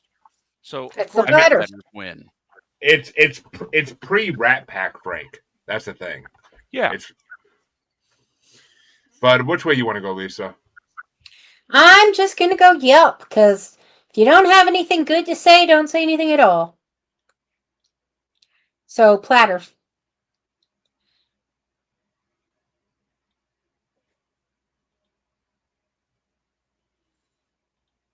I'm sorry, what was that, Lisa? She went Platters. Platters. I said yep. She wants the big boy platter. She wants Oh, all now you I can want eat big platter. You The know, onion ring. Now I want a big boy with onion rings, yeah. one of my biggest regrets about gastric bypass surgery, I never can go to all you can eat buffet again because it'd be a waste of money. Right, exactly. Well, I just went on Ozempic, so I kind of have that same feeling. I'm not as hungry. Gone to a couple of buffets since my surgery, but what I do is I just take like one bite, you know. But that's still a waste of money when it's $20 a plate. I mean, I miss going to Asian buffet. There's this buffet by me that's like now it's like an hour away, but hour and a half away. But it's a sushi buffet, and it's just all you can eat sushi. And I used to go there and like have 3 plates stacked this fucking high, and like eat all 3 plates and be fucking so happy at the end of the day. Now it'd be a waste of money because even for lunch it's like $30 a person. It's ridiculous. Yeah, like 5 pieces of sushi. I'm done. I could 5. I can only do I like need the 2. sleeve, not the bypass. Oh no! I can eat a whole. I can still eat like a whole roll or 2 or 3. Now, But, 5 years later. but- Years later, I could eat. But when I first got it done, a year after, I couldn't eat more than 3. I don't know. I would I can still. literally buy a sleeve of sushi and eat like a couple for lunch and then the rest for dinner. Where the fuck do you buy a sleeve of sushi? You could get them at like grocery stores. Grocery Actually, stores I was buying them at my work. Amazingly enough, in Cincinnati, Ohio, one of the best sushi places is the University Hospital cafeteria. Who Or at knew? least it If you're used to be, but just things tuning don't work. in, this is Sushi Talk. Oh, I could make that into a show. Trust me, Mr. Yeah, Dark. the But latest show on the Anti-Social Network. but Mhm. I mean, we're gonna talk about raw fish. I'm sure Rob wants to go a different direction with that. But Phil, which way you want to go on this one? Frankie or Platters? Well, I really want to vote for Frankie Baby, but I kind of like My Prayer better. Just in a silo, the 2 songs. I'll go with It's almost a step away from the Platters' usual type of song. It's less whoppy and more like haunting melody. But which way you want to go, Dean? The thing about great artists is that no matter how good they are, unless they are Lemmy, and I will hear arguments for performers, they never, ever make every song a great song. Ever. It's not in the cards. Now, Lemmy had writing partners, specifically Jack Daniels and whatever drug he happened to be on at the time. But for whatever, he made great music, and we can all agree on that.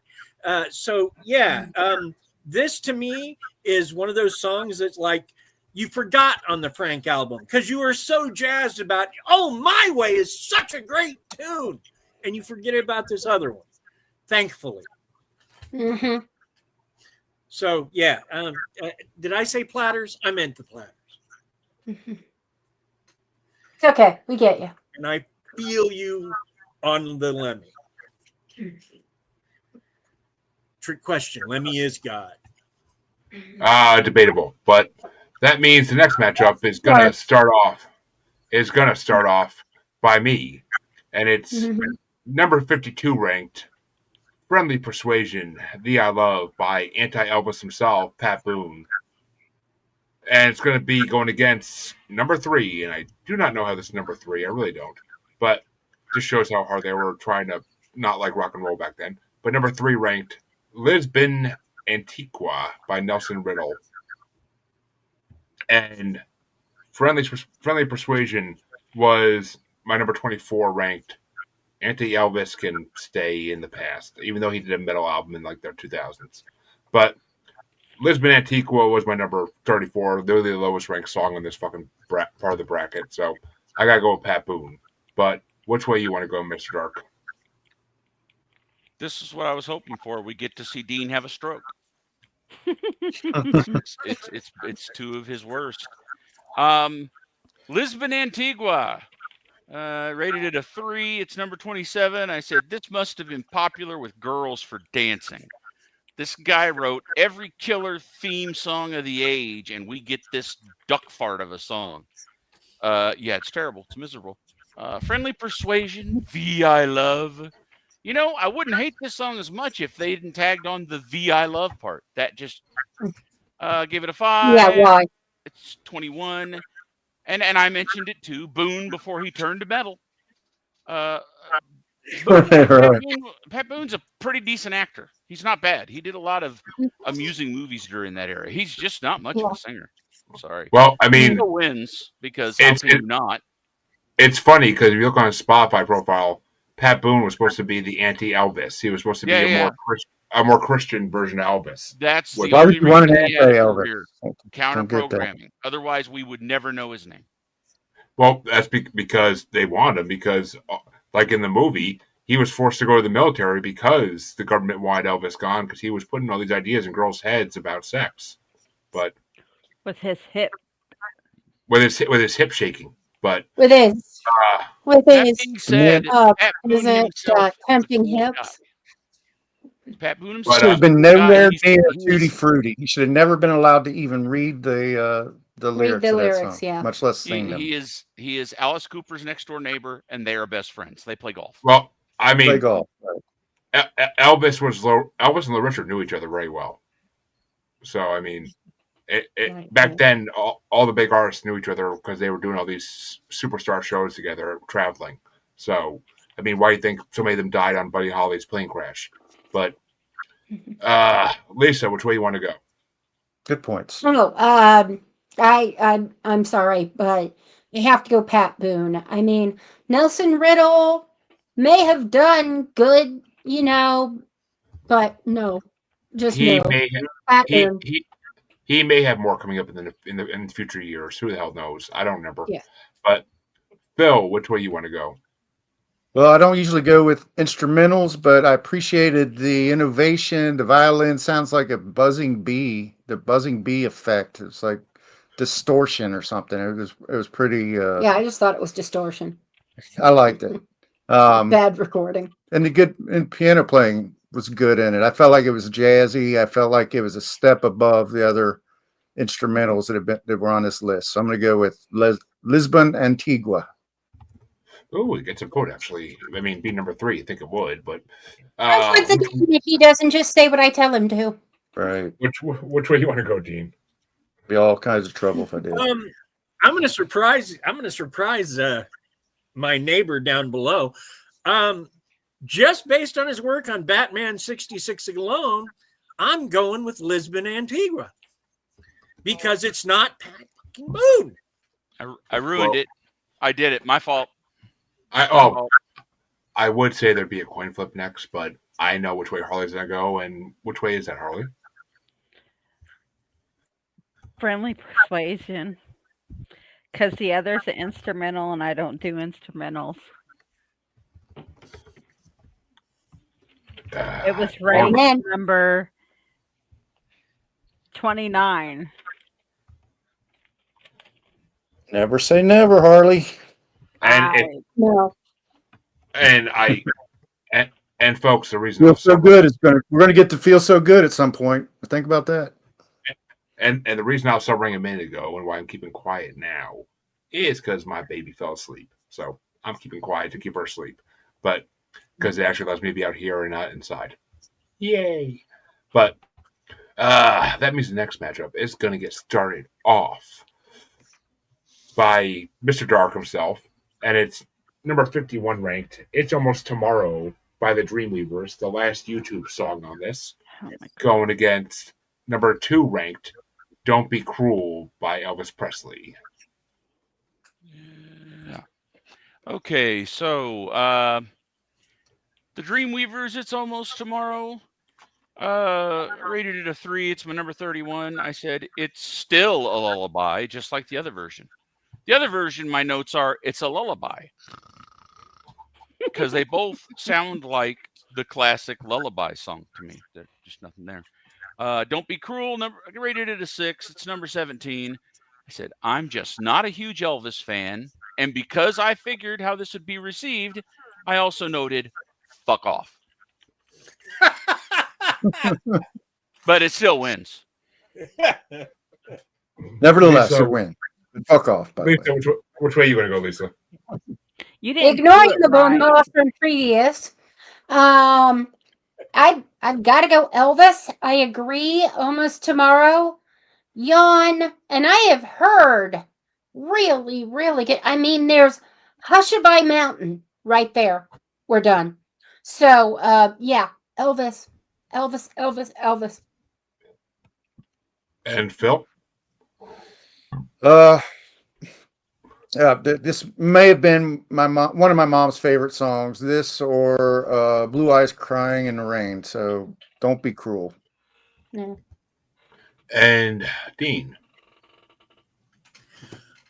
I love Elvis's music. I can rationalize that for the same reason I love H.P. Lovecraft's writing. They're both dead. Neither of them are really making money on it anymore. Supposedly. He's not dead. He's a preacher. Whatever. Point is, I like his music. I don't like Elvis. I don't like him at all. But Don't Be Cruel beats the living hell out of the other song. Yeah, I haven't liked Elvis since I found out that he started dating Priscilla at 14. I know it was a different time, but not that damn different. Well, almost Her 100 years parents different. kind of set that all up. Oh yeah, Our father had no problem with it, but irrelevant in my opinion. But you know, Holy God in heaven, let's not rehash this.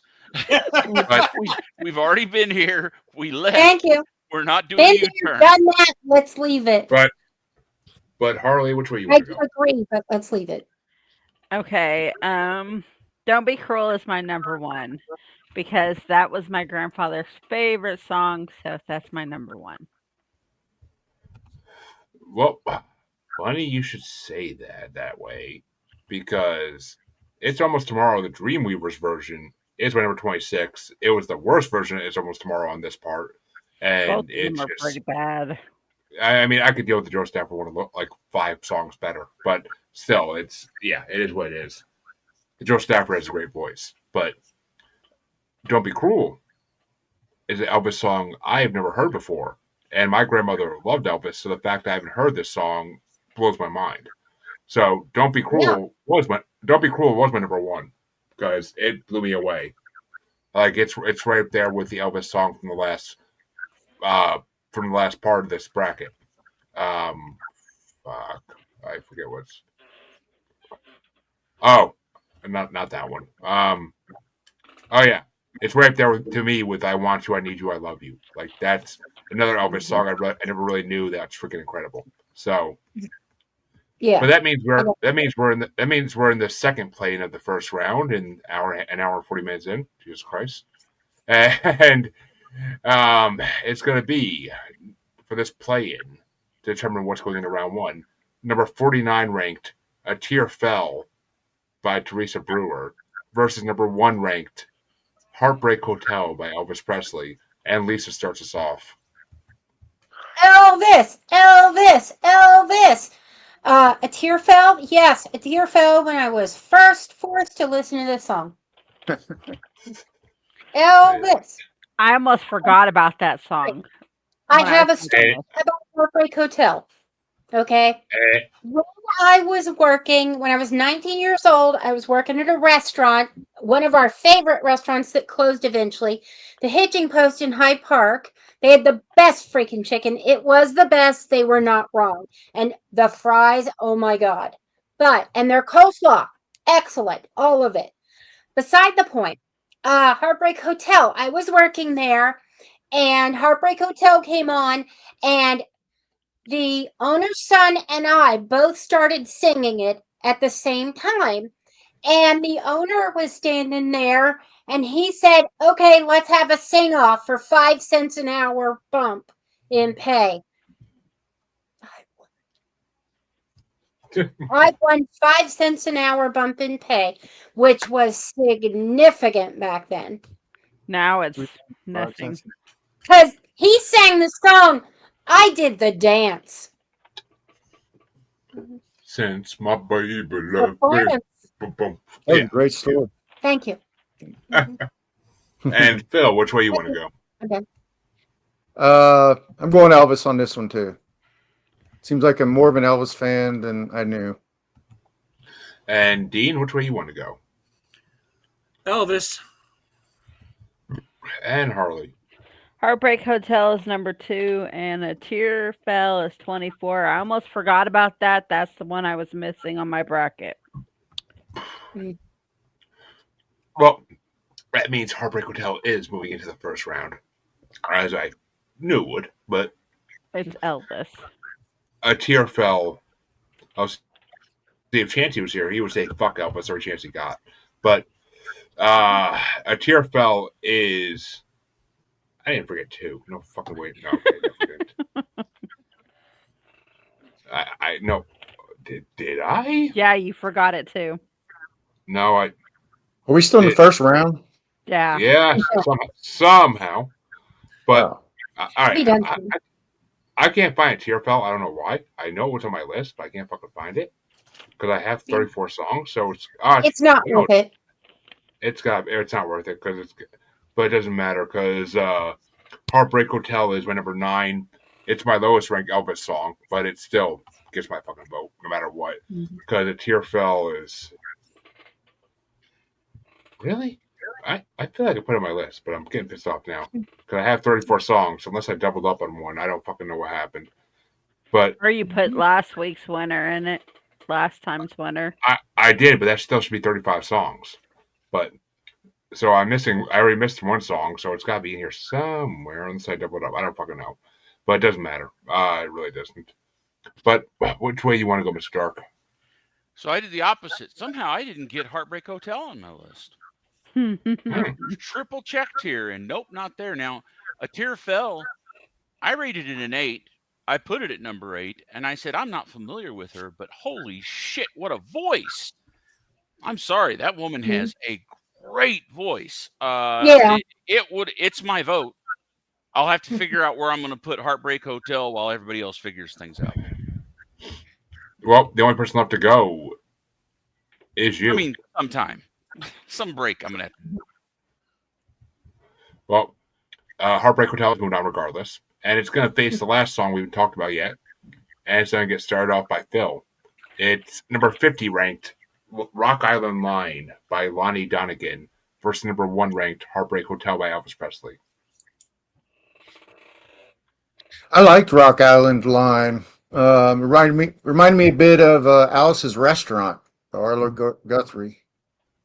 It seemed to have a sense of humor. But I'm gonna stick with Elvis. Heartbreak And Hotel. Dean? Okay, to riff on his Alice's Restaurant reference, one of my best friends named his dog Farcher. Just so you know. Anyway, yeah, I'm gonna go with Heartbreak Hotel. And Harley? Rock Island Line is 26, and Heartbreak Hotel is number 2. And yeah, Rock Island Line. I know I didn't forget that one. I fucking know I didn't. Am I not reading shit? No, I know I didn't forget. Oh, yeah, Rock Island Line is number 15. Heartbreak Hotel is still in number fucking 9. So Heartbreak Hotel gets it by 6 spots, and that means That means in the second round we will have a Elvis versus Elvis match, but that was to be expected. Mr. Dark, which way you want to go?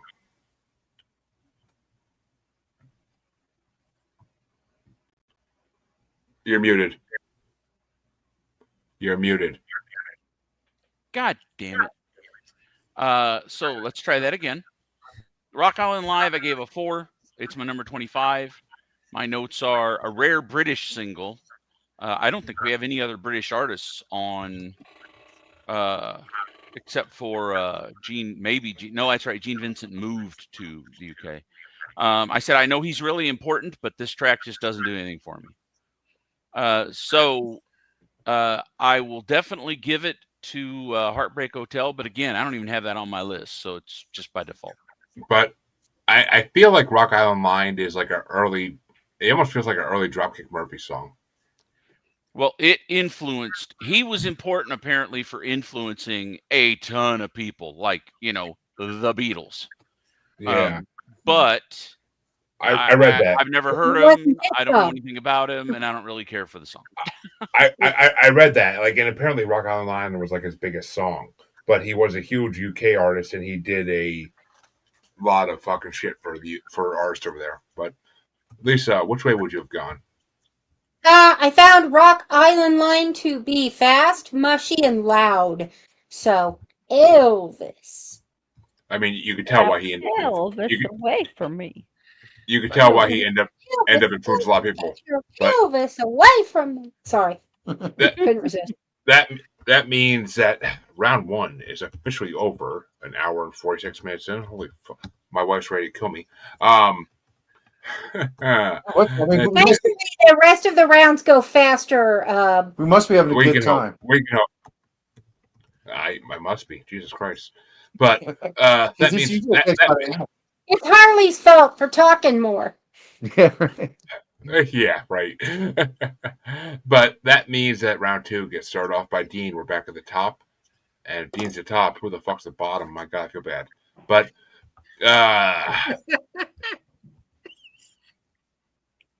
it's gonna be Dean. It's gonna be "Can You Find It in Your Heart" by Tony Bennett versus "I Walk the Line" by Johnny Cash. You should wear it like this. Johnny Cash. Johnny Cash survived by an ostrich.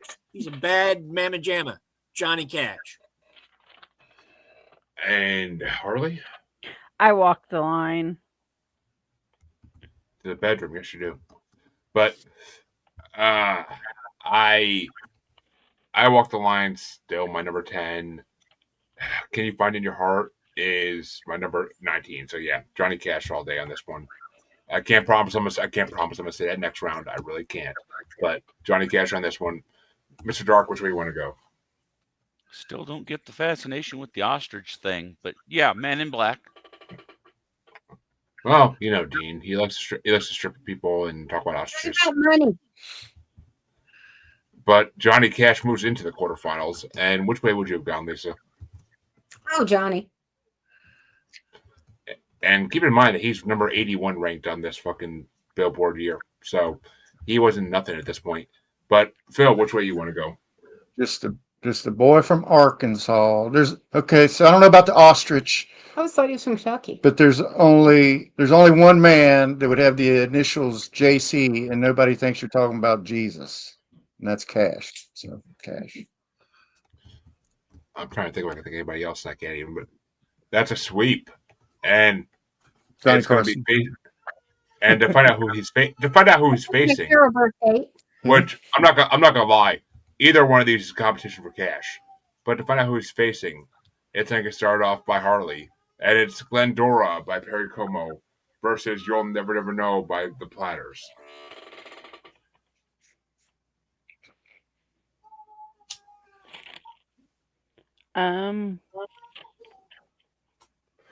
Glendora. Wait, no, You'll Never Know.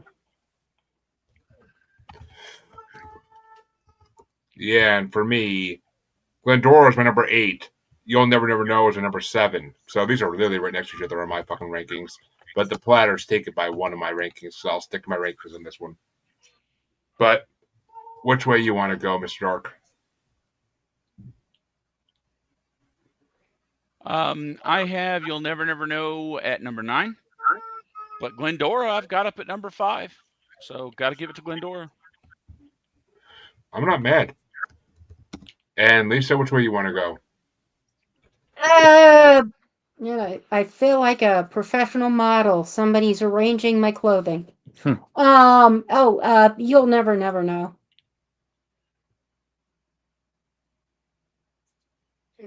Insert what did you choose joke here. The platters. Philip. Yeah, something's wrong So- with my rankings here, but I'm going to stick with them anyway. I'm going to go with Glendora. Yeah, I think you were feeling nostalgic or something. Yeah, I must have been distracted. When we get to 3, I'll put the tag in the front. And Just 50 Sinatra. so, which way did you go, Lisa? I'm sorry, I think I missed that. Platters. So, You'll never know.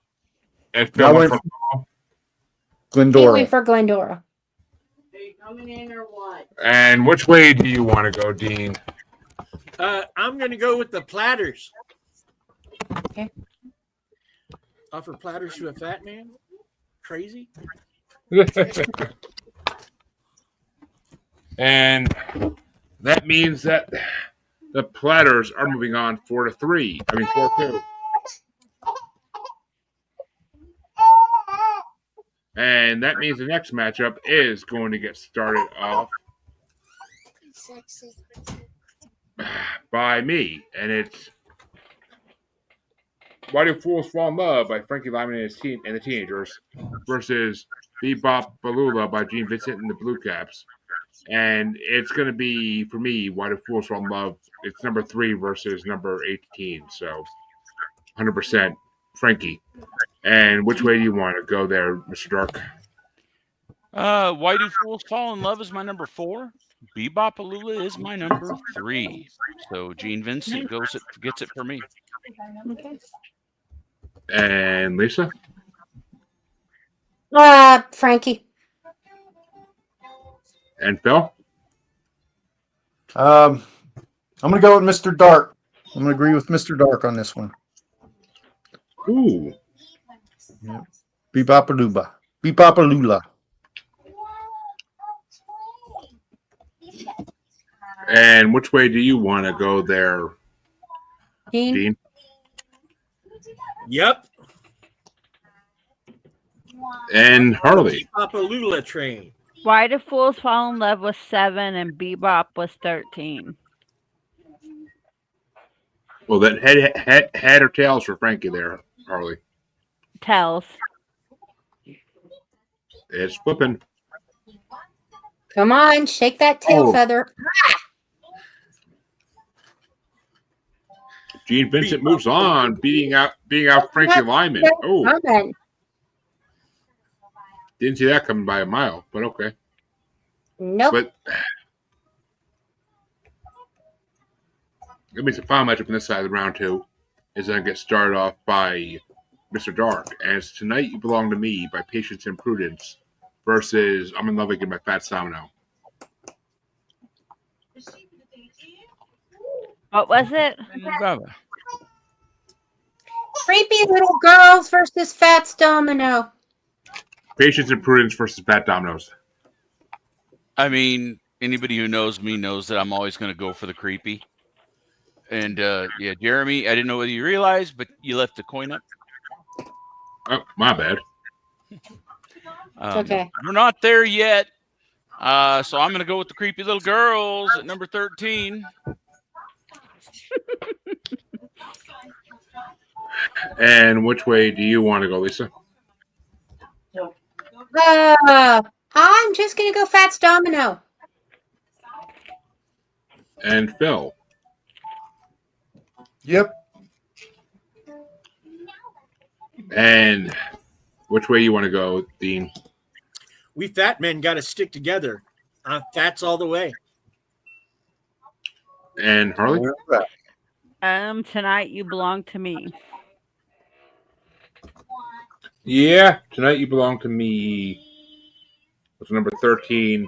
I'm in Love Again was my number 14. Literally right next to each other, but I got to give it to Patience and Prudence, which means I'm picking tails for Prudence and Patience, I guess, too. She can come along for the ride. That's dark. But You know those were the younger girls, not the ones in the back. The No, ones in the front. I just meant like as far as the voting goes, he can vote for patience all he likes, but prudence is going to be there. Okay. But Sorry. Fats Dominoes, it doesn't matter because Fats Dominoes wins it because it got heads. But enough for patience and prudence, just for all those sick fucks out there. But that means that Lisa starts off the next one, and it's going to be Hound Dog by Elvis versus Whatever Will Be Que Sera Sera by Doris Day.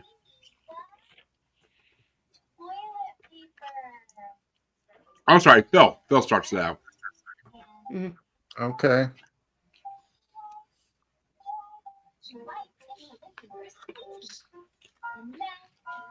You know, I'm gonna call an audible on my rankings. I'm gonna go with Doris Day.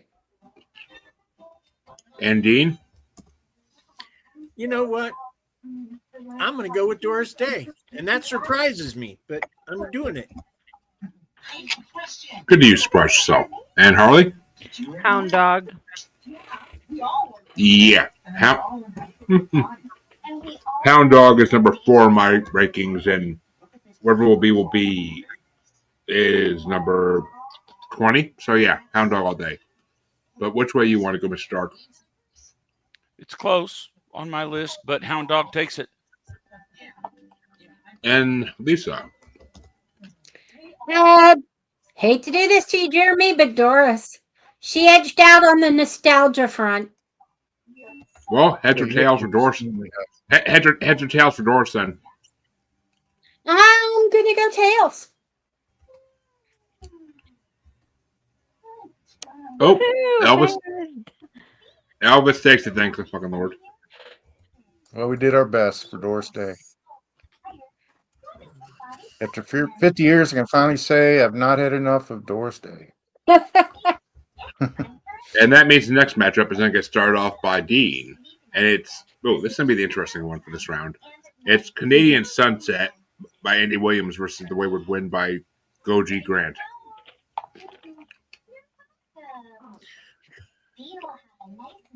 Goji Grant, because they kind of remind me of this Japanese jazz trio called Hiroshima. They're not Andy Williams. What?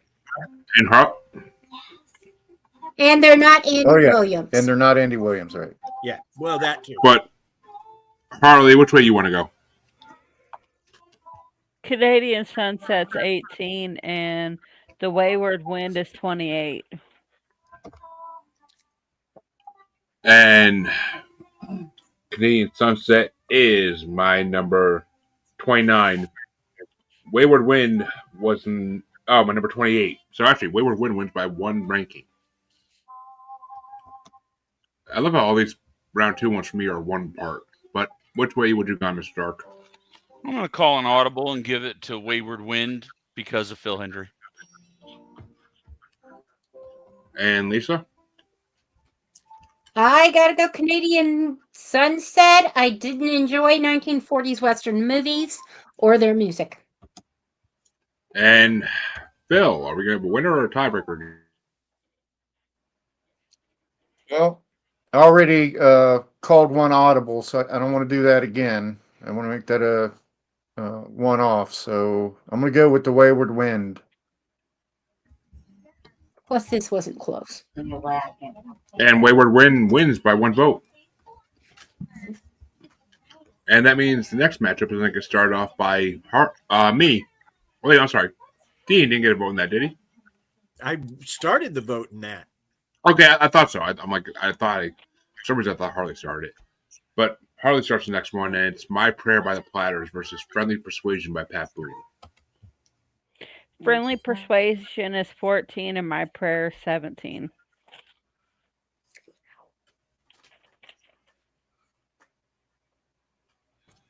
Which way did you go, Harley? Friendly Persuasion. Yeah. My Prayer is number 6 for me, and Friendly Persuasion is my number 24. So that's obviously going to be a Platters for me. But which way you want to go there, Mr. Dark? The Platters, and it ain't even close. Okay.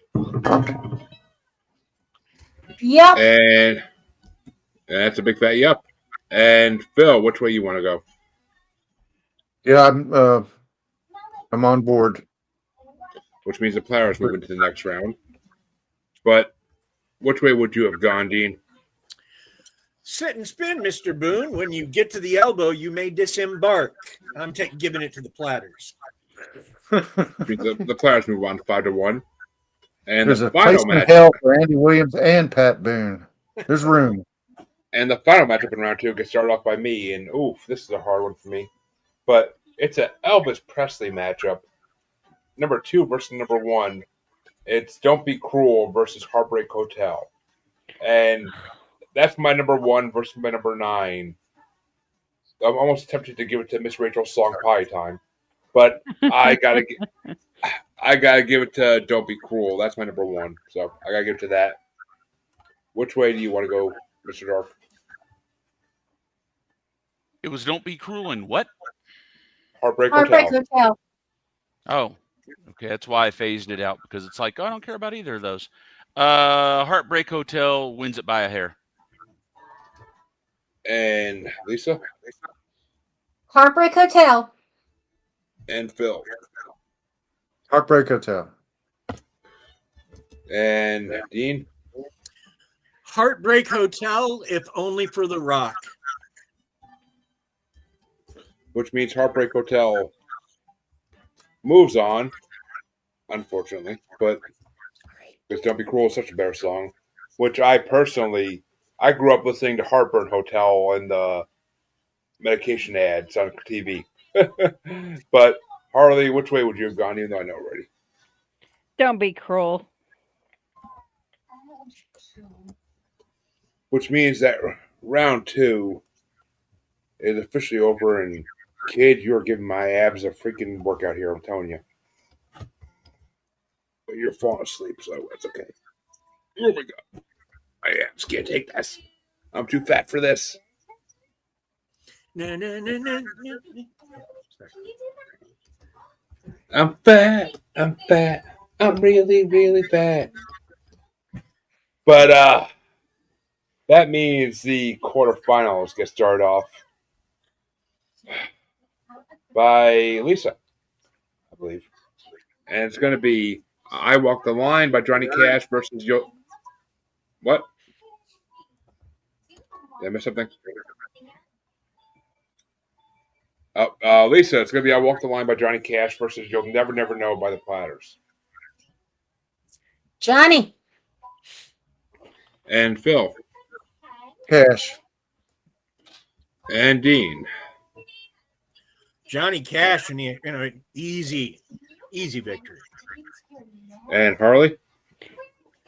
Johnny Cash. Well, Johnny Cash is moving on, obviously. But for me, You'll Never, Never Know was number 7, and I Walk the Line was number 10. So I'll give one to the Platters. It ain't going to be a sweep. But which way would you have gone, Mr. Dark? Till days are brighter, I'm the man in black. Which means that to see who's facing in the semis, the next matchup will get started off by Phil. And it's Bebop Alula by Gene Vincent is Blue Caps versus I'm in Love Again by Fats Domino. Bebop-a-lula. Bebop-a-lula. She's my baby. And Dean?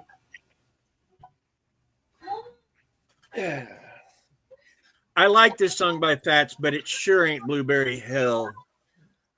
Bebop-a-lula. Well, Blueberry Hill came out a year earlier. But Harley, which way you want to go? Bebop-a-lula.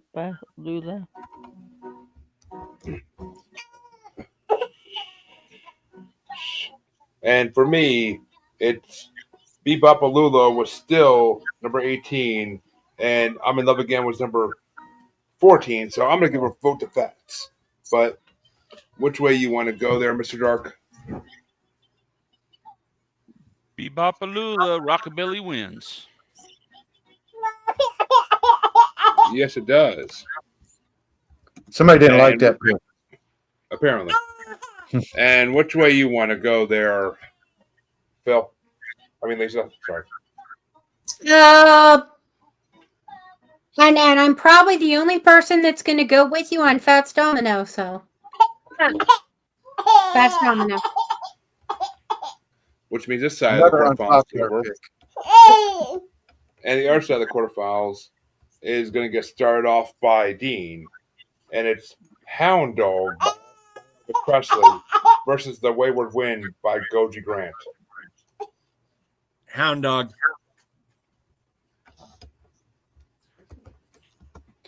And Harley? Hound Dog. And I don't even need to look my rankings for this, but I will anyways, because dexterity and all that. But Hound Dog for number 4. The Wayward Wind is for number 28. So by almost the whole list, Hound Dog gets it. But which way would you have gone there, Mr. Dark? Yeah, the Wayward Wind is just getting pounded. Hound Dog. Getting pounded like Harley at a podcaster convention. But which way you want to go, Lisa?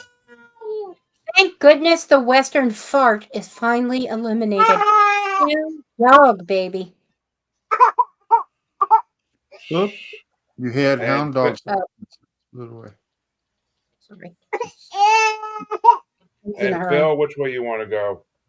Hound Dog. Which means the Hound Dog is moving on. Wow, that's quite a lineup of that's remaining. Mm-hmm. Oh, you ain't kidding. It's going to be a hard final 4. Giggity. Mm-hmm. But that means the final matchup in the quarterfinals gets started off by Harley. And it's going to be My Prayer by the Platters, number 4 ranked, versus number 1 ranked, Heartbreak Hotel by Elvis Presley. Heartbreak Hotel. And for me, My Prayer was number 6, and Heartbreak Hotel's number 9. So I will actually give it to the Platters for this one. But which way you want to go, Lisa? You let Mr. Dark vote? Oh, I'm sorry, Mr. Dark. The Platters. Now, Lisa. I'm in baby mode here. So, Lisa, which way you want to go? I gotta give it to Elvis. So 2-2. Heartbreak Hotel Oh, okay. against and My Prayer. And Phil? Heartbreak Hotel. And Dean, which way would you have gone? It's the song that The Rock sung in Nashville, Heartbreak Hotel. Mm-hmm. And that means that the quarterfinals That are officially over. And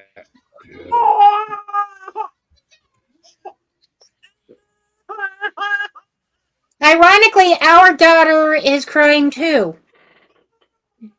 Yeah. She's a cat, mind you. We don't have any actually human children, so you know. lucky you. But luck or not. But that means the semifinals are going to get started off by semifinals are going to get started off by I lost here. Me. All right. Yeah. It's I Walk the Line by Johnny Cash. This is Bebop-A-Lula by Gene Vincent and his Blue Caps. And I Walk the Line is my number 10, and Bebop-A-Lula is still my number 18. So Johnny Cash gets my vote in this round. But which way do you want to go? Johnny Cash. Yep. And yep, for Lisa as well. JC. Johnny Cash moves into the finals. And Johnny Cash. oh, Oh. Johnny Cash is about to get a sweep here, but Harley, which way you want to go? Johnny Cash. Which means Johnny Cash does get a sweep. And that means that Bebop Lulu gets redemption possibly in the third and fourth place matchup, though I doubt it. And the God damn it.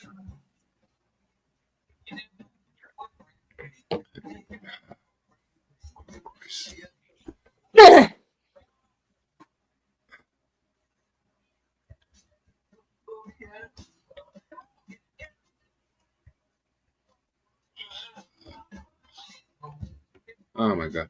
Fucking keep hitting the page up, I swear to god, I'm fucking talking about. But that means the other side of the semifinals is started off by Mr. Dark. And it's Heartbreak Hotel versus Hound Dog. It's another Elvis matchup. Arg! Heartbreak Hotel. Hound Dog. Heartbreak Hotel. But it's Mr. Dark. Oh, sorry. I apologize. No worries. Hound Dog. And Heartbreak which way you want to go? And Phil, which way you want to go? Yeah, I got Heartbreak Hotel 2 by a shade. Yeah, and it is a shade, And- literally. And Dean? Hound Dog. It's the better song. And Harley, Heartbreak Hotels 2, Hound Dogs 3. which Hound Dog's my number 4, and Heartbreak Hotel's my number 9. So that means I'm getting it to Hound Dog, and that means that this is a Elvis coin flip, and I will choose tails for Hound Dog. Because Elvis chased tail. Oh, he did. Even though it's going to be heads. Oh, and Heartbreak Hotel takes it. Tonight's the night of heads on the coin flip. It is. always is. Yeah, on the coin flip only, but okay.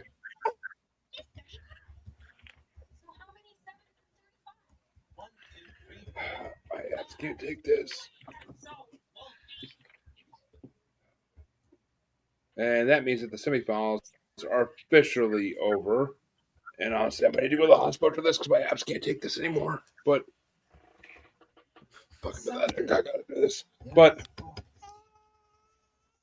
the third and fourth place matchup is going to get started off by Lisa, and it's Bebopalula by Gene Vincent and his Blue Caps versus Hound Dog by Elvis Presley. I gotta give it to Hound Dog.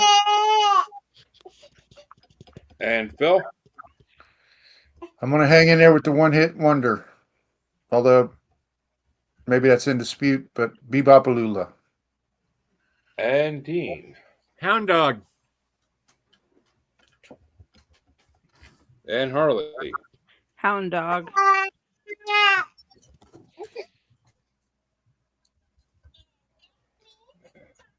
And Jeremy.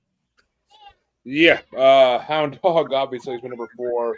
Bebopalula is still my number 18, so Hound Dog takes third place. And Bebopalula takes fourth. But the fact that made it to fourth is even a miracle in this. The Players didn't even make the Final Four, surprisingly. So,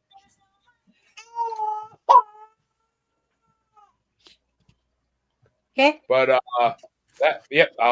which way you would go, Mr. Dark? Bebopalula, but it doesn't matter. It doesn't matter, it truly doesn't, but that's okay. Well, it always matters. And the finals are going to get started off by Phil. And it's number 81 ranked I Walk the Line by Johnny Cash versus number 1 ranked Heartbreak Hotel by Elvis Presley. That's right, an 80 song difference in the rankings. I'm going with Cash. And that shows how much has changed in the last 70 years, 80 We years. got smarter. But well, that's debatable as shit. But Now, if you're a famous movie character, your kids are gonna love this. But Dean, which way you want to go? Man, the best Columbo villain ever, Johnny Cash. Yes, sir. That was a great episode of a great show. And Harley? Cash. Yeah, no. Heartbreak Hotel is my number 9. I Walk the Line is my number 10. So Heartbreak Hotel wins it by one song for me. But which way you want to go there, Mr. Dark? Johnny Cash forever. Which hell, we'll see about that in the grand finale. But that means Johnny Cash does win this part of the bracket and takes first place. But which way would you have gone, Lisa? Elvis! Elvis! Thank you, Lord. Some sanity in this. But that means the grand finale matchup is going to get started off by Dean. And it is going to be number 12 ranked, The Great Pretender by the Platters versus number 81 ranked, I Walk the Line by Johnny Cash. Man, as much as I like the Platters, Johnny Cash, especially I Walk the Line. And Harley? Johnny Cash. Yeah, no. In the rankings for this week, The Great Pretender is my number 5. It's the one song we didn't get to yet. It's my number 5 out of all the rankings in this part. And Walk the Line is still number 10, so it beats it by half of the top 10. But which way you want to go there, Mr. Dark? The Great Pretender is the Platters' best song, but it still ain't Johnny Cash. You're right, it's better. But Lisa, which way you want to go? I'm going to go with Johnny Cash because I really do love The Great Pretender, and it's got nostalgia for us because it's used commonly in some of our, well, enough said. Johnny Cash. And Bill? Cash. Which means Johnny Cash wins the grand finale some fucking how. 5-1, and I Walk the Line is voted the greatest song of 1956 by this crew. At the number 81 out of 100 ranked song wins. I can't explain this, folks. It just happens. But on this part, our fourth place winner was number 27 ranked, Bebopalula by Gene Vincent and his Blue Caps. Our number third ranked song was number 8, Hound Dog by Elvis Presley. Our second place song was number 1, Heartbreak Hotel by Elvis Presley as well.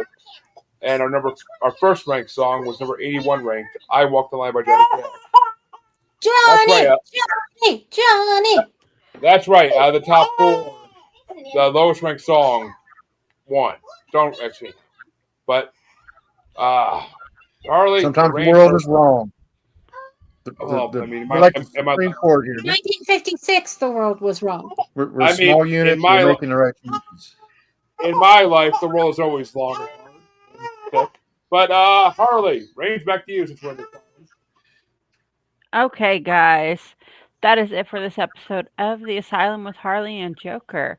Dean, you want to tell them where they can find you? Absolutely. They can find me any place that where they listen to podcasts, just looking at the Family Plot podcast. Also, if they go over to Amazon and look up R. Dean Bose, they can find my book. Okay. And Mr. Dark, you want to tell them where they can find you? I'm on Facebook, MR Dark DFW, Mr. Dark DFW. And you never know, I might pop up somewhere else eventually. Okay, and Lisa and Phil, you want to tell them where they can find you? We can be found at Pod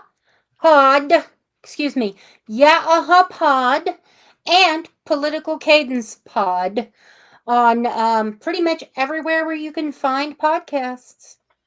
Did I do okay, hon? Wonderful. Thank Fantastic. Okay, guys. Well, that does it for this episode. Join us on Saturday for our Halloween movie bracket for King Joker show, and join us on the 26th for Death Row Inmates Last Meal from 2020 to current. Figured we do something Halloween-y. Harley, can you send me the Halloween list?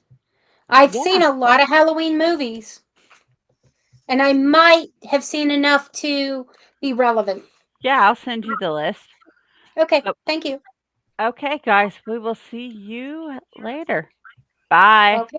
See you, everybody. Have a good day. Bye.